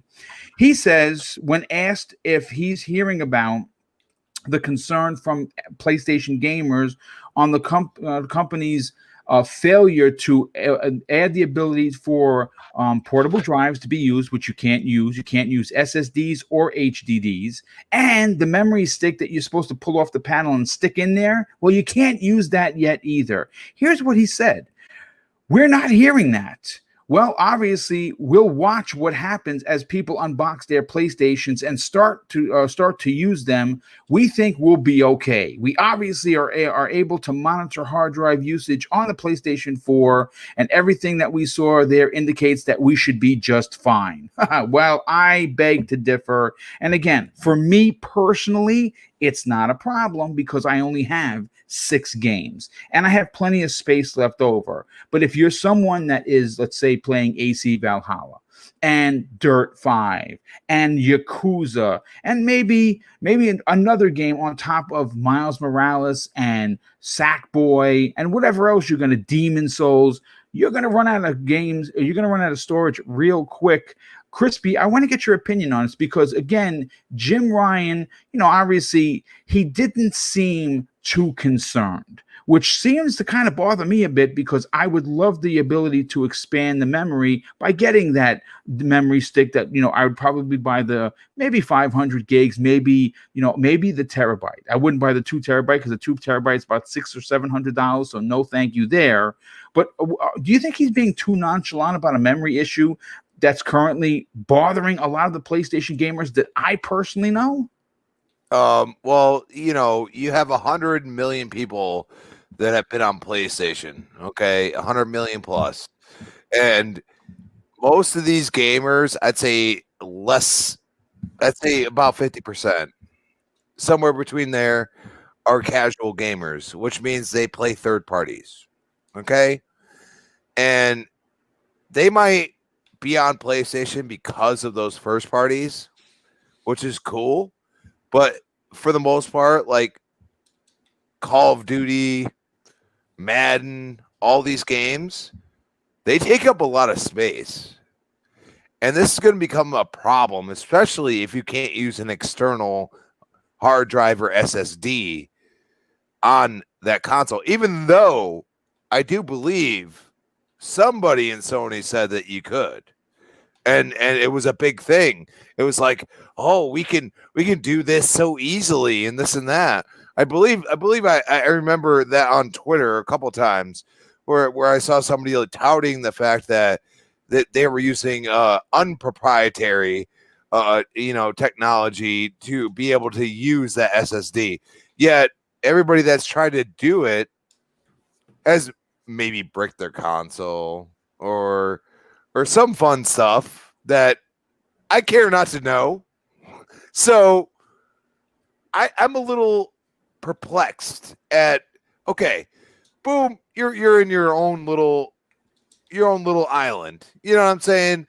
You have a Series X, you have a PlayStation 5, you're in your own little area, and you choose to play those third parties on your Series X, correct? Right. Mm-hmm. Yes. Okay. So that person that just bought that PlayStation 5 by itself, but still wants to play Valhalla, or still wants to play, in less than a month, Cyberpunk. You know what I'm saying? You're a little concerned because, I mean, think about having a PlayStation, really wanting to play Cyberpunk. And that thing is going to probably be, what, 200 gigs? It's going to be big. I don't, man, 200 sounds like a lot, but you never know. I mean, it is a big world. Well, I mean, Call of Duty, Black Ops, Cold War right now, if you install it, is around 120. Yeah. Mm-hmm. So, I mean, no, it's actually more than that, sir.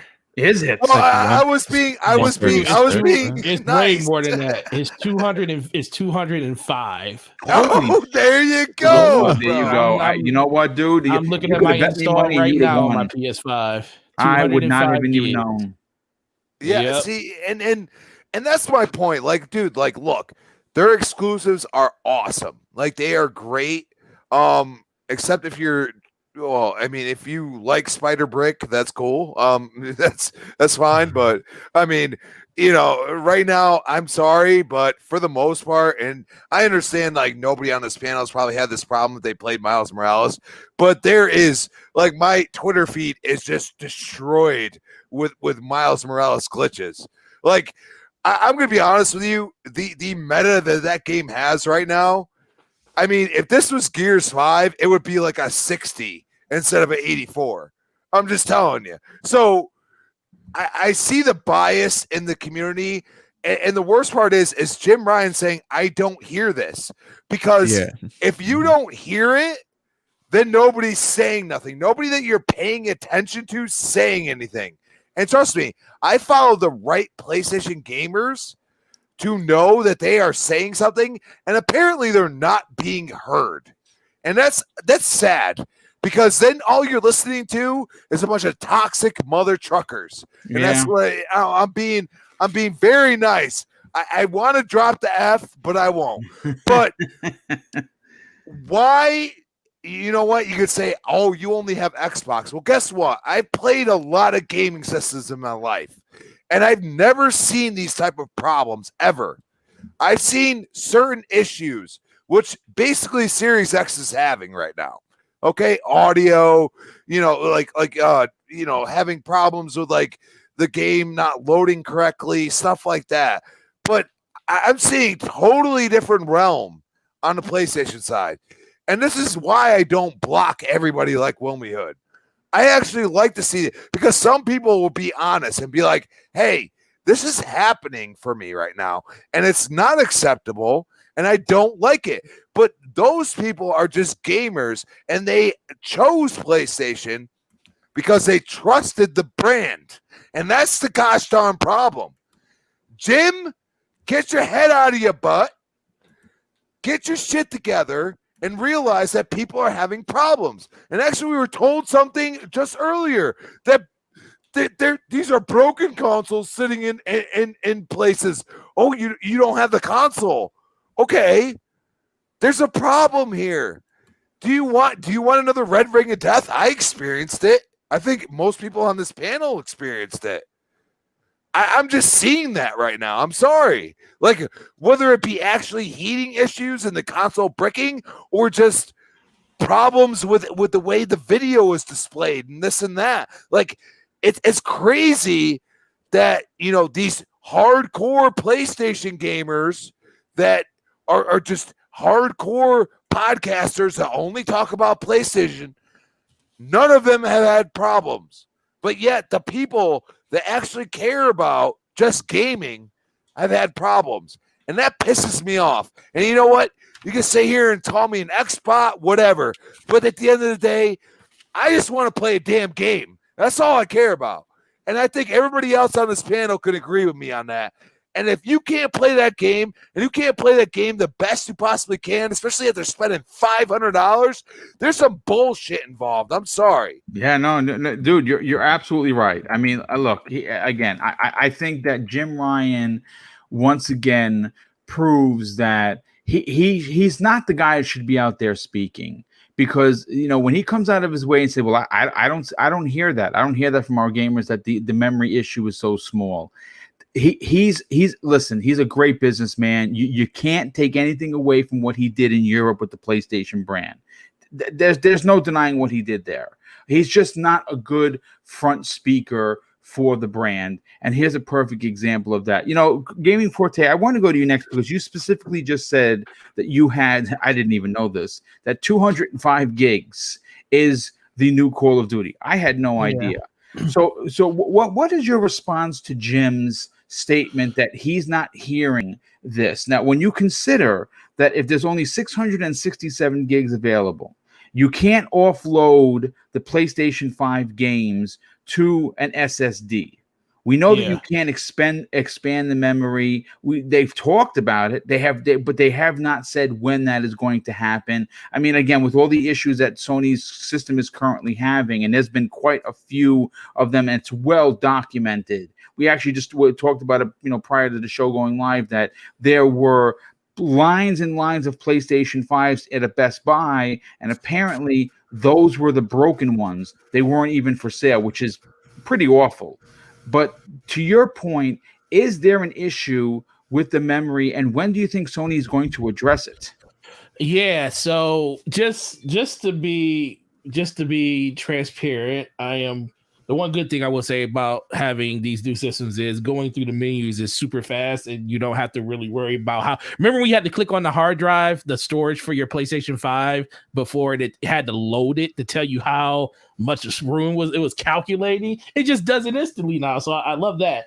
But just to let people know, yes, Call of Duty on my PS4, PS5 right now that I'm looking at is 206 gigabytes. And the reason it's so big is because the base multiplayer is 41 gigs. The zombie mode is 5. The Dead Ops Arcade is 10 gigs. But then you go down to the add-ons, which the campaign is considered an add-on because, more people play Call of Duty for the multiplayer than anything. So there's two different downloads. You got the standard download, which is without the assets, with all the extra assets that you get for PS5. So basically the PS4 version. They give you 3 downloads for that. One is campaign 1, 2, and 3. All 3 of those total average, they are 56 gigs just for the base campaign.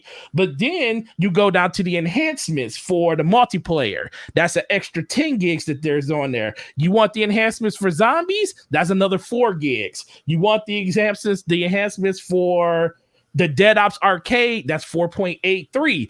This is where it really gets crazy. The campaign enhancements for the first part of the campaign, because they break it up in 3 parts. So campaign 1, 2, and 3. So the first part is 21 gigs. The enhancements for the second part is 27 gigs.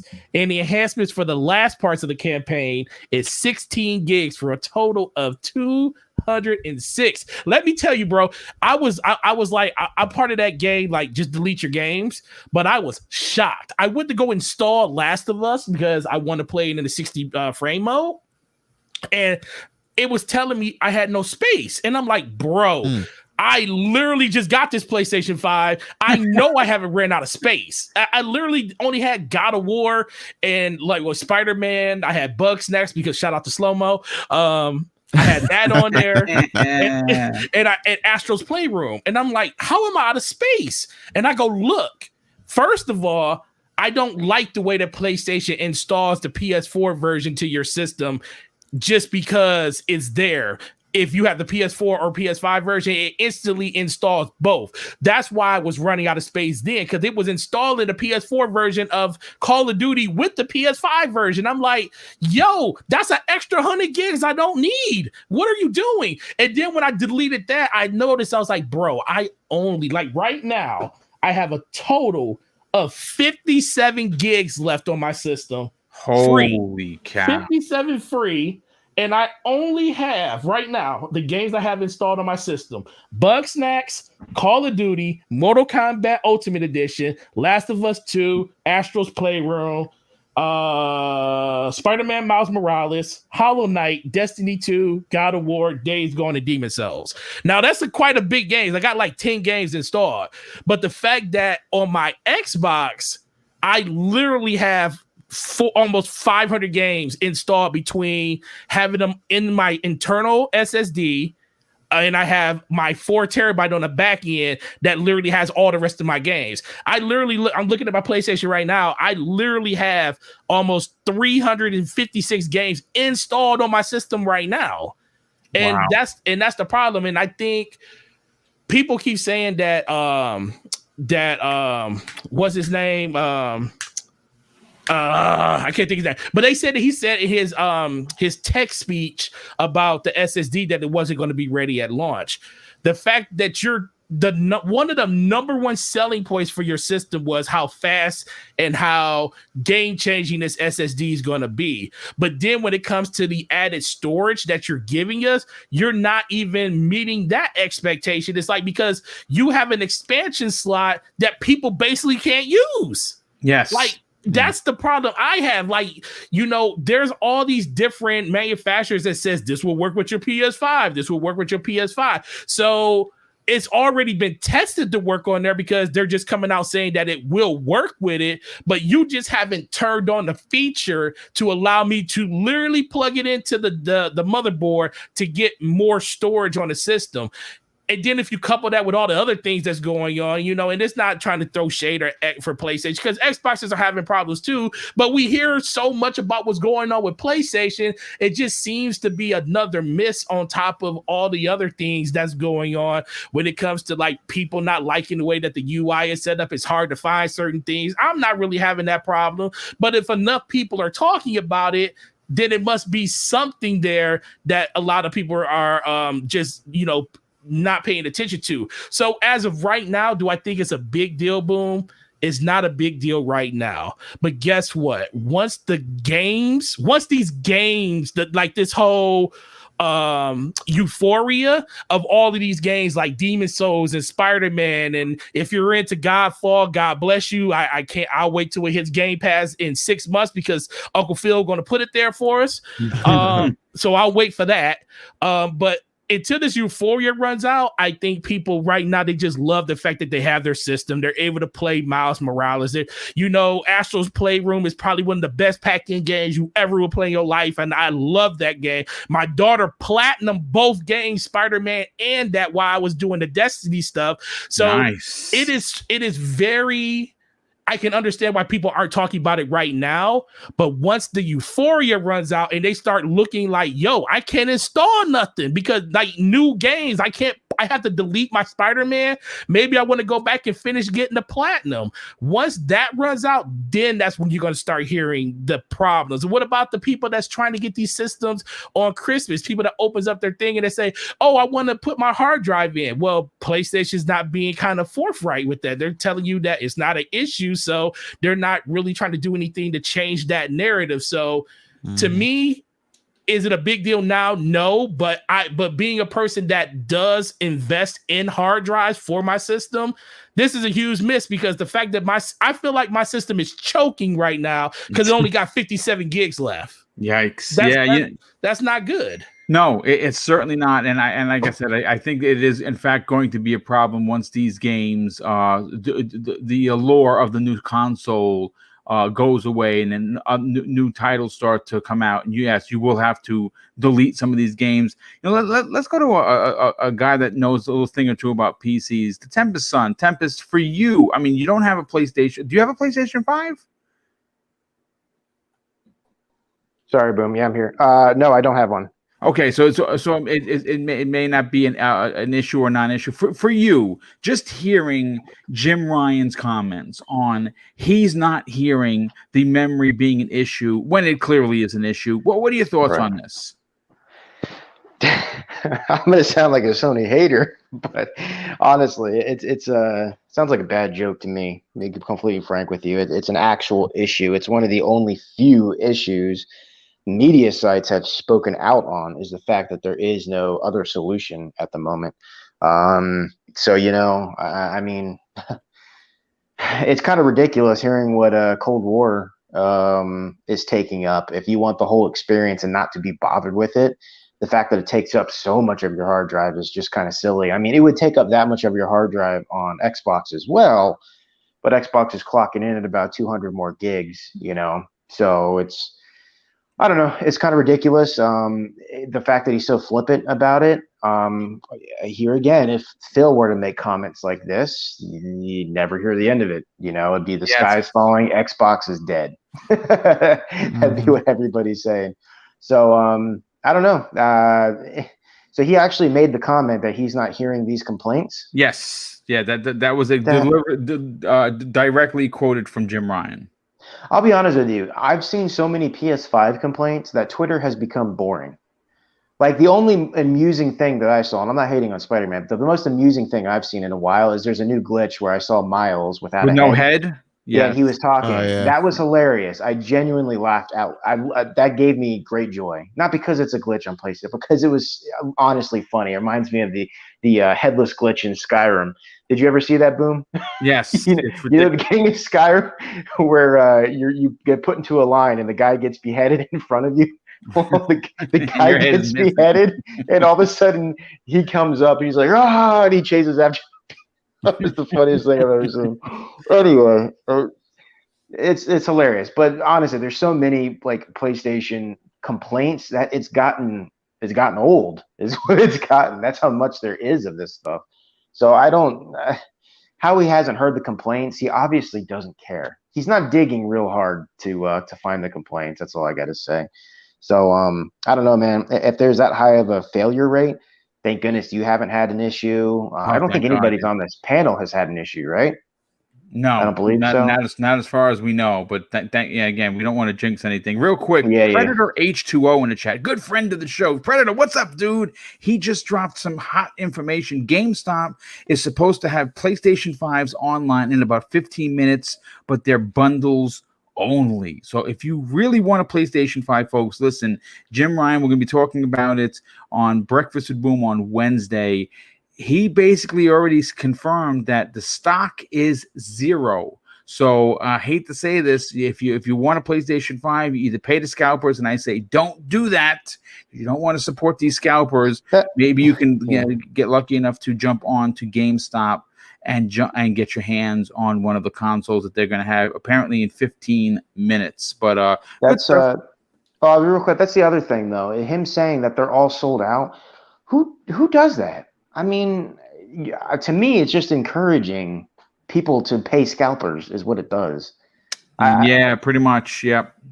I don't know. Anyways, yeah, go on. I know we're running out of time, so. Yeah, no, that's fine. Listen, I mean, good stuff as always. Clowns, let's get to you, brother. I mean, Jim Ryan, he's unfortunately put his foot in his mouth more times in the last couple of months, even the last couple of weeks, than anyone at Sony would like to admit. And this is just another one of those foot in the mouth kind of situations, saying that clearly just coming outright and saying that no, we're not hearing that there's a problem when there's an obviously a memory issue, and why that is, I don't know. Why 825 gigs instead of 1 terabyte? Who the heck knows? Why only 667 is available? Well, that's the easy answer, because the OS has to take up something. Why not have the availability to add SSD on an external for your PlayStation 5 games or the memory stick? Well, they didn't address that either. It seems like if Microsoft would have done this, if this would have been the shoe on the other foot, it would have been exactly what Tempest just said.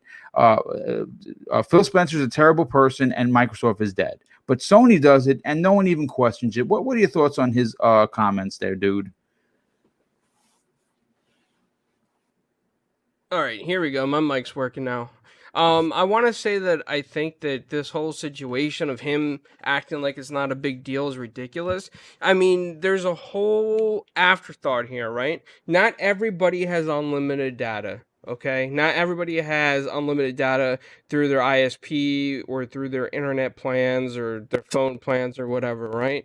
So if, let's say they run out of hard drive space, and they're like, oh man, well, now I want to download Red Dead Redemption 2, so I'm going to delete my Spider-Man Miles Morales, right? Now they're downloading Red Dead Redemption 2. I mean, they could be going over their data caps, costing their parents lots of money just for going over data caps, especially with like Comcast in certain areas. So the whole idea that, oh yeah, it's not a big deal, it's just storage. No, it is a big deal, because for some people it's going to cost them more money just to constantly download and switch different games that they want to play at the time or beat. It's ridiculous. They need to do something quickly to remedify this and allow external drives. Even if it's slower, whatever they got to do, they need to make it happen, because this is just the most ridiculous thing I've ever heard from a company, period. This guy has no clue what the climate is like out there today. He's okay with $70 games. He's okay with you paying extra on your data caps, because he doesn't care about your storage in a console that he's going to sell you for, 100 more than the lowest Series S edition, right? Because that all digital edition, I mean, that's a serious problem. That is a huge problem, and they're gonna need to do something about it, man. We need a mag rant on this on Twitter. He's coming next, so trust me. He's calling out back and forth Jim Ryan on this, because Jim Ryan is lying again through his teeth. Of course, Ryan. That's right. Yeah, I mean, ridiculous. If I was stuck with this digital all console and I couldn't add storage for a year, I'm gonna be pissed off. I'm gonna be like finding every fax number at PlayStation headquarters, and I will be faxing unlimited faxes of my angry frustration and clog up their fax machines. That's how angry I would be, because it's just not fair. Yeah. I want to play games. I'm a gamer. I'm a hardcore gamer. I play lots of games, Plum, just like you. We have lots of games. We go through lots of games. And if they offer the like PS Now, oh yeah, you could download, some of the PS Now games to your hard drive, and don't worry about latency. Well, your hard drive's not the biggest hard drive in the world. It's fast, yes. But if we can't add extended storage, I'm sorry, it's just not cool. Not cool at all. Yeah, no, I agree. Real quick, Sylvester Newton drops a $5 super chat. Sylvester, welcome to the show. It's a name that I've never seen before. So, of course, hopefully you will enjoy the content enough to support the channel. And he's done that with a $5 super chat. But he says something that has me a little bit perplexed. I'm not sure where his angle is. He says, Xbox PC guys pay for subscriptions. PlayStation guys buy games. He says 20 million Game Pass subs at $10 a month. And actually, it's 15, not 10, versus the 10 million PlayStation buyers. And I think you mean 100 million if that's what you were going for. PS buyers at $70 a game. Do the math Phil has. Well, the math I think that you're trying to I guess, gravitate to is that Microsoft sees a better investment for putting a game, the Bethesda game, on that's on someone else's platform on top of their own. And I would disagree with you there. First of all, you have to look at how many PlayStations are going to be in the wild at that time. If you're assuming it's going to be 10 million, okay, then we'll go with the 10 million. What we can also say is that these types of games, even though they're not niche, let's say, for instance, like Dark Souls. Like Dark Souls is a great title. Demon Souls, great title, but it sells to a niche audience. They're probably going to move 2 million copies when it's all said and done, if they're lucky. Same thing with Bloodborne. Bloodborne, by many people, Mr. Badbit, a good friend of mine, it's his game of the generation, but it only sold under 2 million copies, right? Even if it would have sold, let's say, 4 million copies. If you want to get into numbers there, Sylvester, I can say, well, 4 million copies of said game versus 12 million PlayStation 4 consoles. That's not a really good ratio. I mean, yes, is it a good game? Sure, it's a fantastic game. Is it my type of game? No, not really. But with that said, I see your point, but you also have to remember that the Xbox Game Pass subscription, that you can buy the games at a discount if you want. I buy games even though I have Xbox Game Pass because I buy collector's editions. You know, that's just my bag. When Halo comes out, my question. I was just gonna say. Even if you use his his numbers, you're going to $700 million at $70 plus 10 million. If you're using Game Pass as an example, and let's say we go with the 20 million. A year alone, and that's his 10 million is for the lifetime. Like that was the most that game sold. Game Pass, if you're doing $10 at 20 million, you're looking at 2.4 billion a year. It's completely night and day. Yeah, well, listen. Again, I appreciate the super chat, and if I'm misunderstood your point, then don't throw another super chat in. Just throw a question in, and we'll try and work it out. But the one thing I want to say about that, my only thing is, why do we care? I don't care. Personally. I'm not saying you. I'm saying, why does he care? Oh, no, I know. If 10 million, if 20 million people have Game Pass and they're playing all their games for $10 to $15 a month. They're just enjoying the platform they have. And let's be for real. Nobody out there will say, I'd rather pay more money for my games. Nobody. Nobody's gonna say it. Like that's just crazy to sit. Like, dude, everybody walks into is a reason Black Friday is the biggest shopping day of the year because everybody knows stuff is on a discount. And they wait for that day, especially these games that come out during the end of the year, like Call of Duty and NBA and Madden, because they know they go get them for 30 to 40% cheaper. So if that was the case, why would people wait to buy their stuff? So it's like a fallacy that I will never understand because people just make it seem like, oh, just because it's in a service, that means it downplays the validity of those games. It doesn't.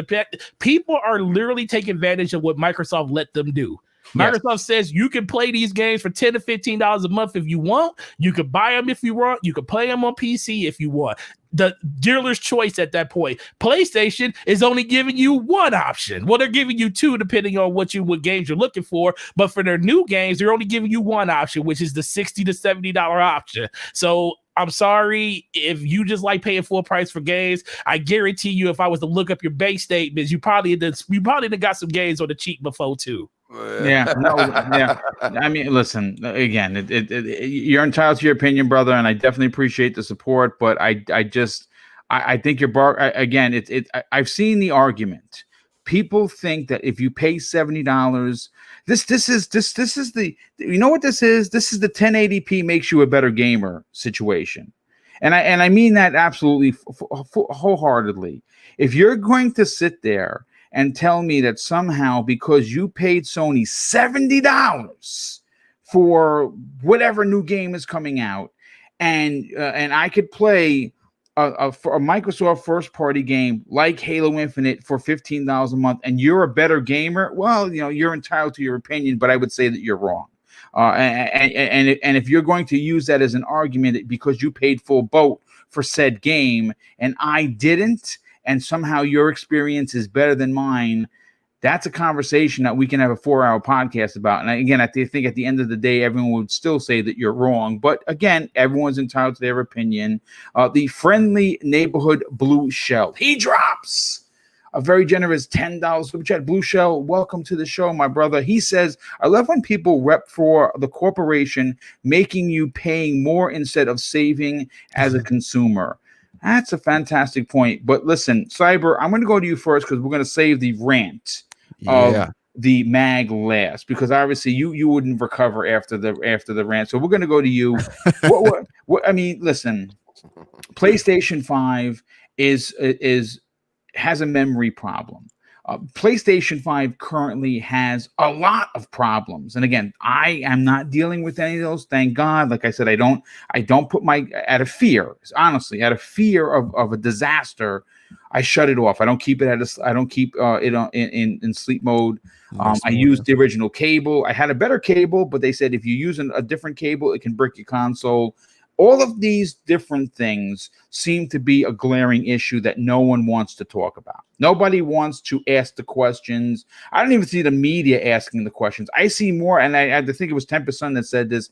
I've seen more issues on Twitter about the PlayStation 5 in the last, week or so than I've seen an entire generation with the PlayStation 4 Pro being very loud.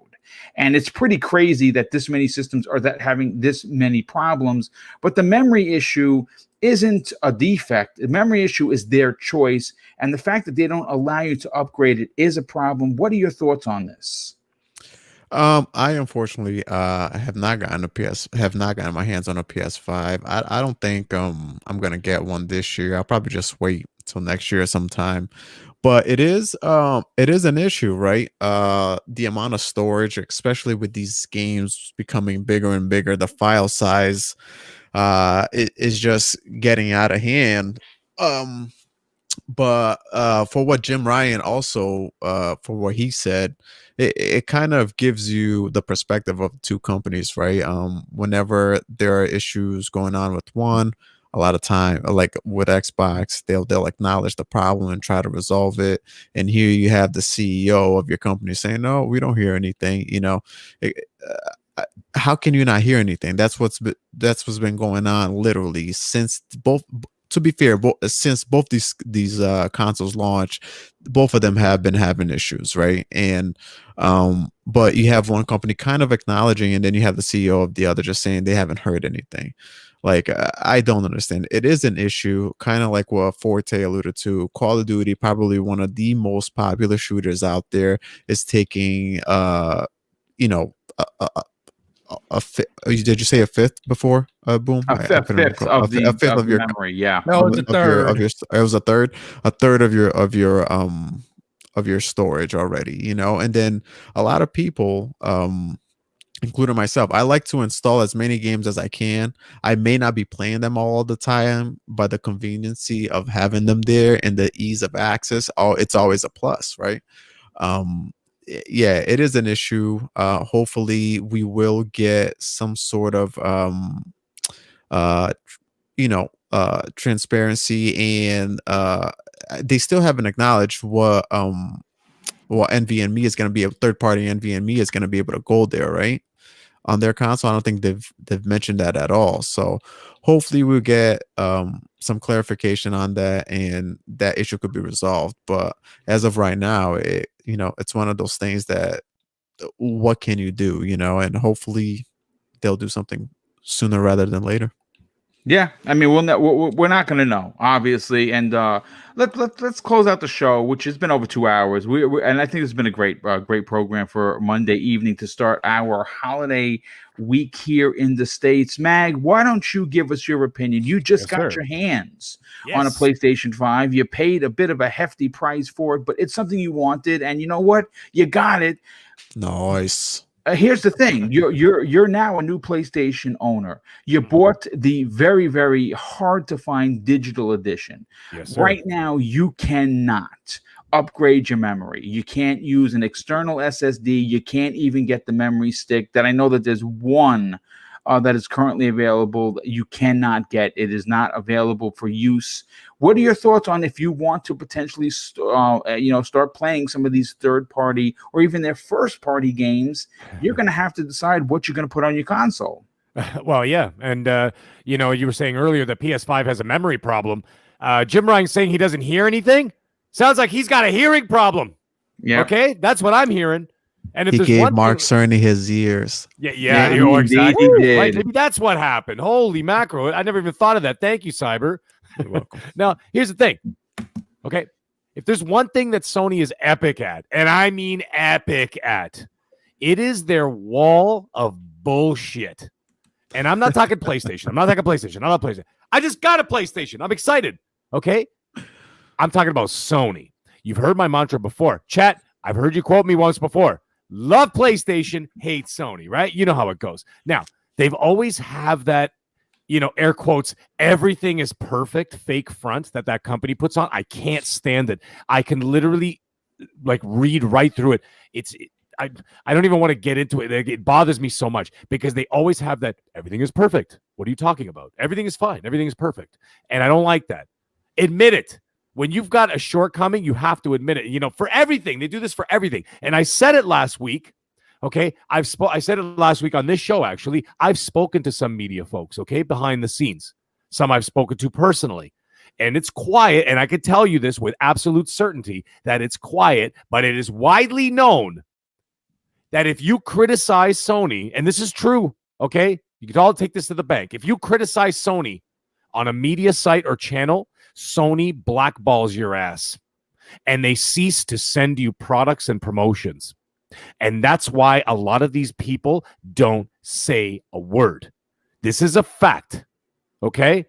It is an absolute fact. Now, they have a problem, and their problem is this. They can't seem to take criticism, ever. I swear to God, I don't think I've ever seen them take criticism properly. And they can't. And trust me, if you've ever tangled with a toxic Sony fanboy, trust me, that attitude is spilled down from the company to some of their toxic fans because they can't seem to take criticism either. But listen to this. I haven't even turned my PS5 on yet. I'm excited to. I mean, I just got it. 10 minutes before the show? I just showed it to you guys on camera. I'm like, guys, look what I just opened. So I just got it. However, like Forte said, okay, this is not going to be a huge problem to start. It will be a big problem down the road. Now, let me flip the state for 1 second. I'm going to defend Sony for a second, okay? I'm not just going to just jump all over them all night. By the time this might be a huge problem, they will probably have it fixed. I mean, let's get serious. They're not going to let this go on. Yeah, I don't think they're going to let this go on. It'll be the PS5 Slim. Got him. Yeah, right. Like, I don't think it's going to be like a year. I think it's going to be a couple of months. Let's say in the new year, maybe January, February. They've got to get their shit together. Excuse my language. But they got to get it together. You know what I'm saying? And I'm not overly worried about that. Now, the other thing is, which actually Forte brought up again, and I never actually even thought about this until right now. They've been touting. You remember when they had their little shows and the reveals? What were they touting? That PS Now or the PS Plus? What is it? The PS Plus is kind of like they got like those 20, 24 odd whatever, like first big party PS bangers collection. that they released. PS That's collection. right. Thank you, Crispy. It was that collection thing. How the hell am I supposed to download any of it if I can only download 3 games? Well, you're gonna have to obviously delete stuff when you right. at least for now. You know what I'm saying? But there are people out there who like to keep their games, and I get it. Now, this is going to be a very unpopular opinion. This is something that I do actually a lot, is that I don't like to overly clutter my hard drives. So when I 100% a game and I completely finish it and I'm never going back to it, I just get rid of it. Now, the thing is, it sits in the cloud. So it's always there if I want to re-download it. Now, for example, like if I get a platinum, okay, when I'm playing Sony games and I platinum a Sony game, like I platinumed, what was it last month? The 2018 Spider-Man. Okay, nice. I just platinumed that in October. I'm never going to play it again. I literally did everything the game had to offer. Like, what else am I going to do? Just blindly swing around for like an hour and be like, oh, that was cool. Like, no, I'm done. The game's done. So guess what I did? I took it off the hard drive. It's done. Okay. And then if I ever, for whatever reason, I get nostalgic one day, I'm going to go back and do that. But I'm not that kind of a person. I'm the kind of person that keeps pushing forward. New tech, new games, new this, new that. I very rarely go back and play like, a game from like 2 years ago or 3 years ago. I'll play classics like Miss Pac-Man or something like that, but I don't do those, other games. Like The Last of Us 1, I platinumed it. I'm not going to play it again. What do you think? I'm going to go, schlepping all over Seattle for 8 hours? Like, no. I'm not going to do it anymore. I did it. It's done. The story's over. Last of Us 2, same deal. I'm never going to play it again. And it's not the kind of game that I'd be like, hey, guys, check this out. It's like a big showpiece. It's a personal experience. So I'm done with that. So for me, it's not a monster problem. Now, the other thing is that my PS5, my PS4, PS5, PS3, all of them that I've had, except for the PS2, because the PS2 I was exclusive. I never played the original Xbox. Fun fact for everybody out there. I started at the 360 era. My PS5 has always been my PlayStations have always been an exclusive box. And thank the Lord that is the case. Okay, because after what Forte just said about Call of Duty, okay, thank God my Call of Duty is on Xbox. My Cyberpunk, Valhalla, Destiny 2, thanks, Cyber. All of them are on my Series X. Okay, they're not on my PlayStation 5. They're never going to be on my PlayStation 5. So I save them for exclusives only. When I play those first single player experiences and I get through them or whatever, I have no problem switching in and out of games. But the problem is not me. This is not about me for once. This is about PlayStation players who maybe do the opposite of what I do. I do, 80% of my gaming on Xbox. I do 20% of my gaming on PlayStation. Well, there's other guys who are going to put 80% on their PlayStation, 20% on their Xbox. Right. So that's not fair to them. Because now, let's say those guys downloaded at the launch of this system, they downloaded Call of Duty, they downloaded AC Valhalla, or Watch Dogs, whatever, Dirt 5, who knows whatever they wanted to play, right? Well, what room does, and then of course the game, the console gets, it has an Astro's Playroom, pre-launched or whatever on the hard drive. How are you going to play anything else? How are you going to get Miles Morales on there or whatever, or Demon Souls? That's hard, man. So now you actually, the sad part is that you actually have to make a decision. And that's ridiculous at the launch of a system. If you've got 4 or 5 games, you have to decide which ones you want to play. And then you have to get to the other ones later. That is ridiculous. Okay, so that is where I will disagree. Like I said, it's not a personal problem for me because I'm going to have 3 games on that console until Ratchet and Clank come out. Yeah, I agree. That yeah, absolutely. You know what I'm saying? I'm going to have Miles Morales, I'm going to have Demon Souls, and Astro's Playroom. What the hell else am I playing? Everything else is on Xbox. So I'm playing it on my Series X. So that's fine. But those PlayStation dudes, that's a big problem for those guys. They're going to have to pick and choose now. Or they're going to have to, you know how they did the Call of Duty thing where they split it up? You could download this, download that. What kind of nonsense is that?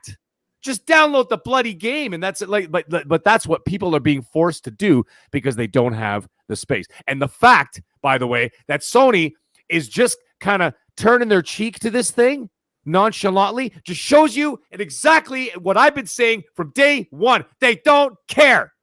They never cared. If something happens to your stuff, they don't care. Have you ever called Sony customer service? Yeah, have you ever had absolute worst. They are the absolute worst. They might as well have just tell me to go F myself and then hang up the phone. And they'll be like, go buy another one. Slam. That's practically what they do.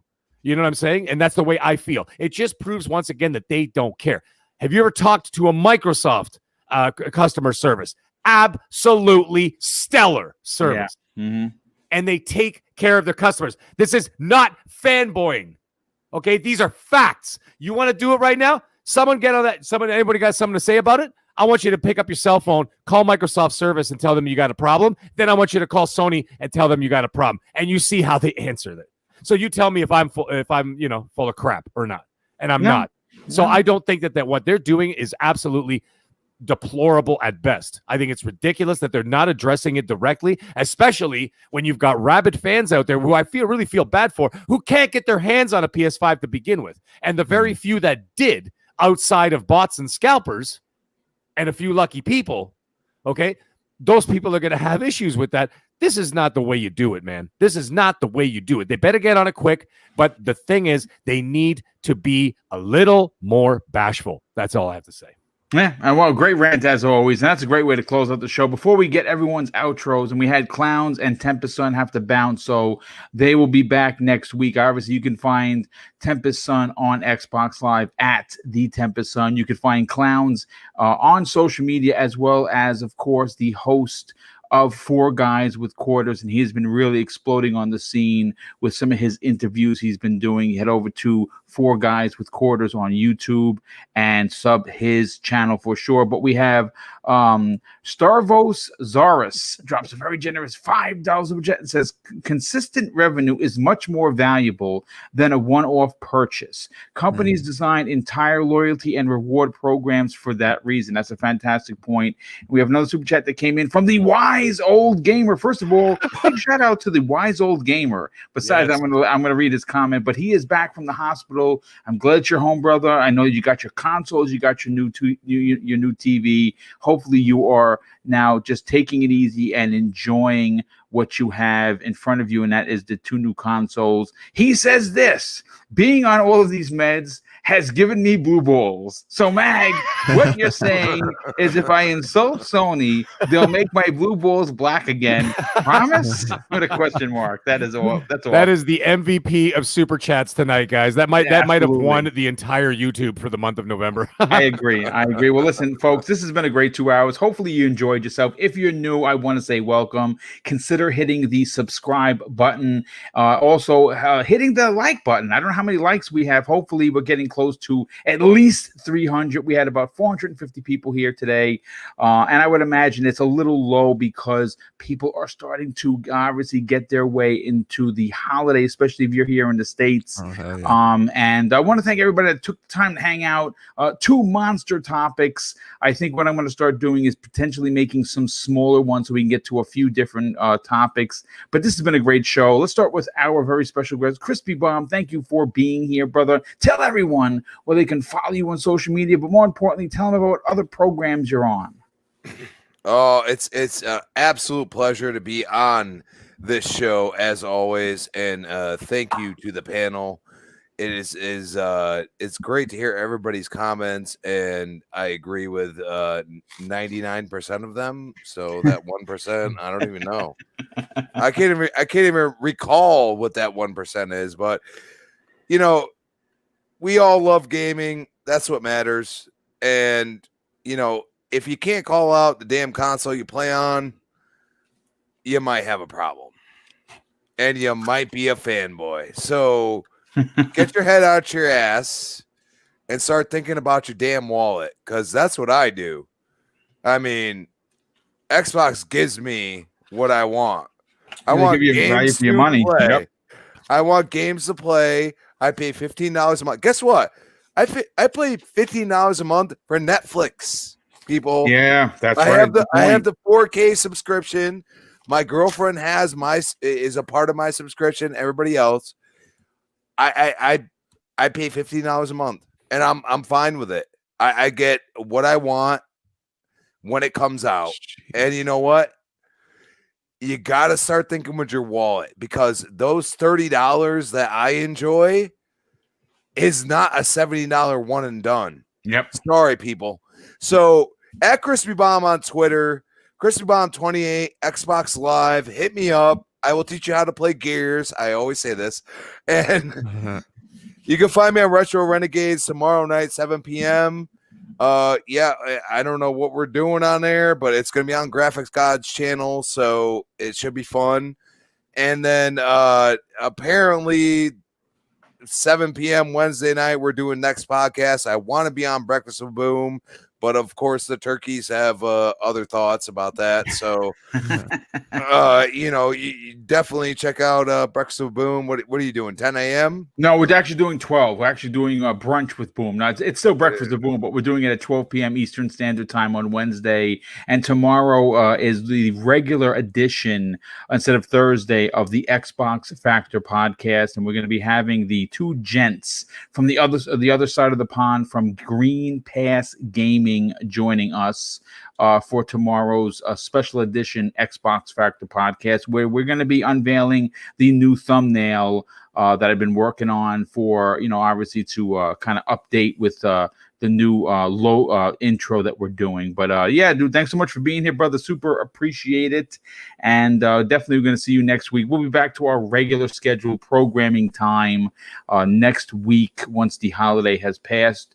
We're going to go to next Cybernox. Where can people reach out to you on social media? But more importantly, check out your YouTube channel.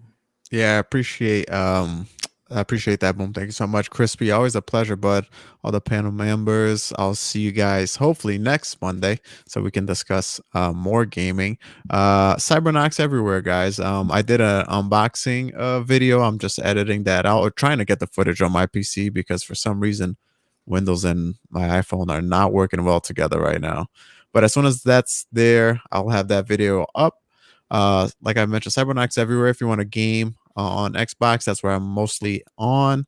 Cybernox there as well. And yeah, looking forward to next week's, guys. If you're here in the States, you know, and you have a few days off, enjoy yourself and yeah, get some gaming on. Yes, yeah, be safe, wear a mask, and of course, make sure that you are enjoying the holiday responsibly, of course.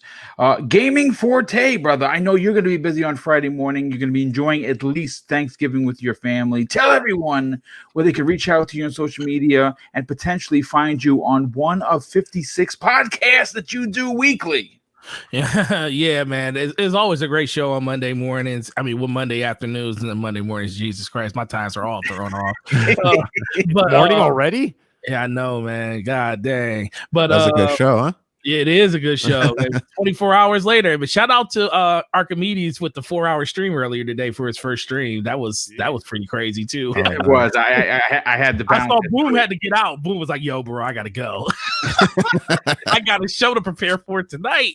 But yeah, man, it's Gaming Forte everywhere. YouTube, Twitter, Xbox Live, PlayStation with no spaces because PlayStation doesn't like to let you put spaces between your names. But Primetime Gaming, we're already here. We got DPS podcast tomorrow. It will be on a Tuesday because we ain't trying to do nothing on Thursday but hang out with our families. And while we're talking about that, please be safe. Keep it to the family members that are in your household. Yes. Don't be venturing out. If you're one of those people that's going to try to go out and get one of these next gen systems, just make sure you take care of yourself because people out here are going to be crazy and they're going to be out here trying to, mask and no mask, trying to get these systems and stuff. So just think of yourself, think of the family and the people around you when you're out in the streets or on a Friday. And that's all I really have to say, man. I can't wait to get back to making videos now that this Destiny stuff is over and be checking out the channel for that stuff. And I hope you all have an amazing week.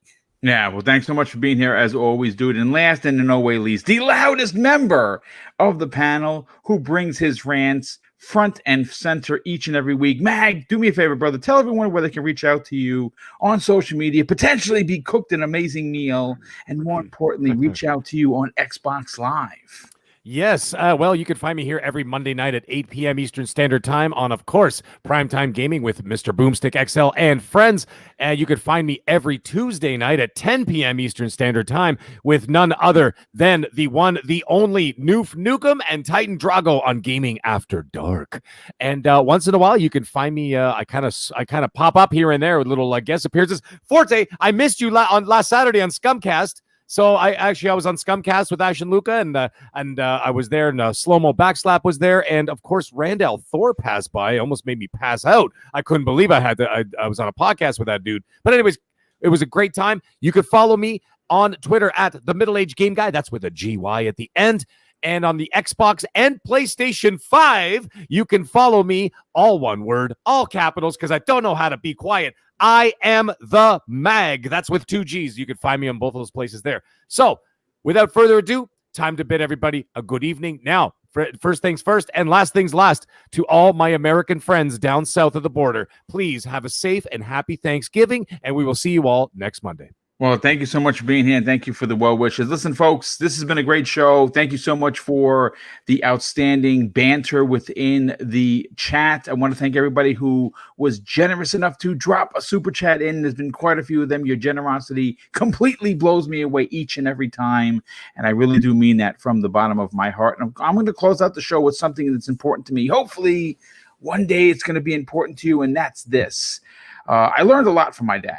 He was my hero. He will always be my hero. But there were two important things he used to say. It made me a better human, made me a better New York City police officer, and I think it makes me even better podcaster. And he used to say, son, treat others how you want to be treated. And also, it doesn't cost anything to be nice. You live by those rules, and I can guarantee you're going to have an awesome day. So take care, everyone. Have a great night, and we'll see you tomorrow afternoon on the new episode of the Xbox Factor podcast. Take care, everyone. Have a great night.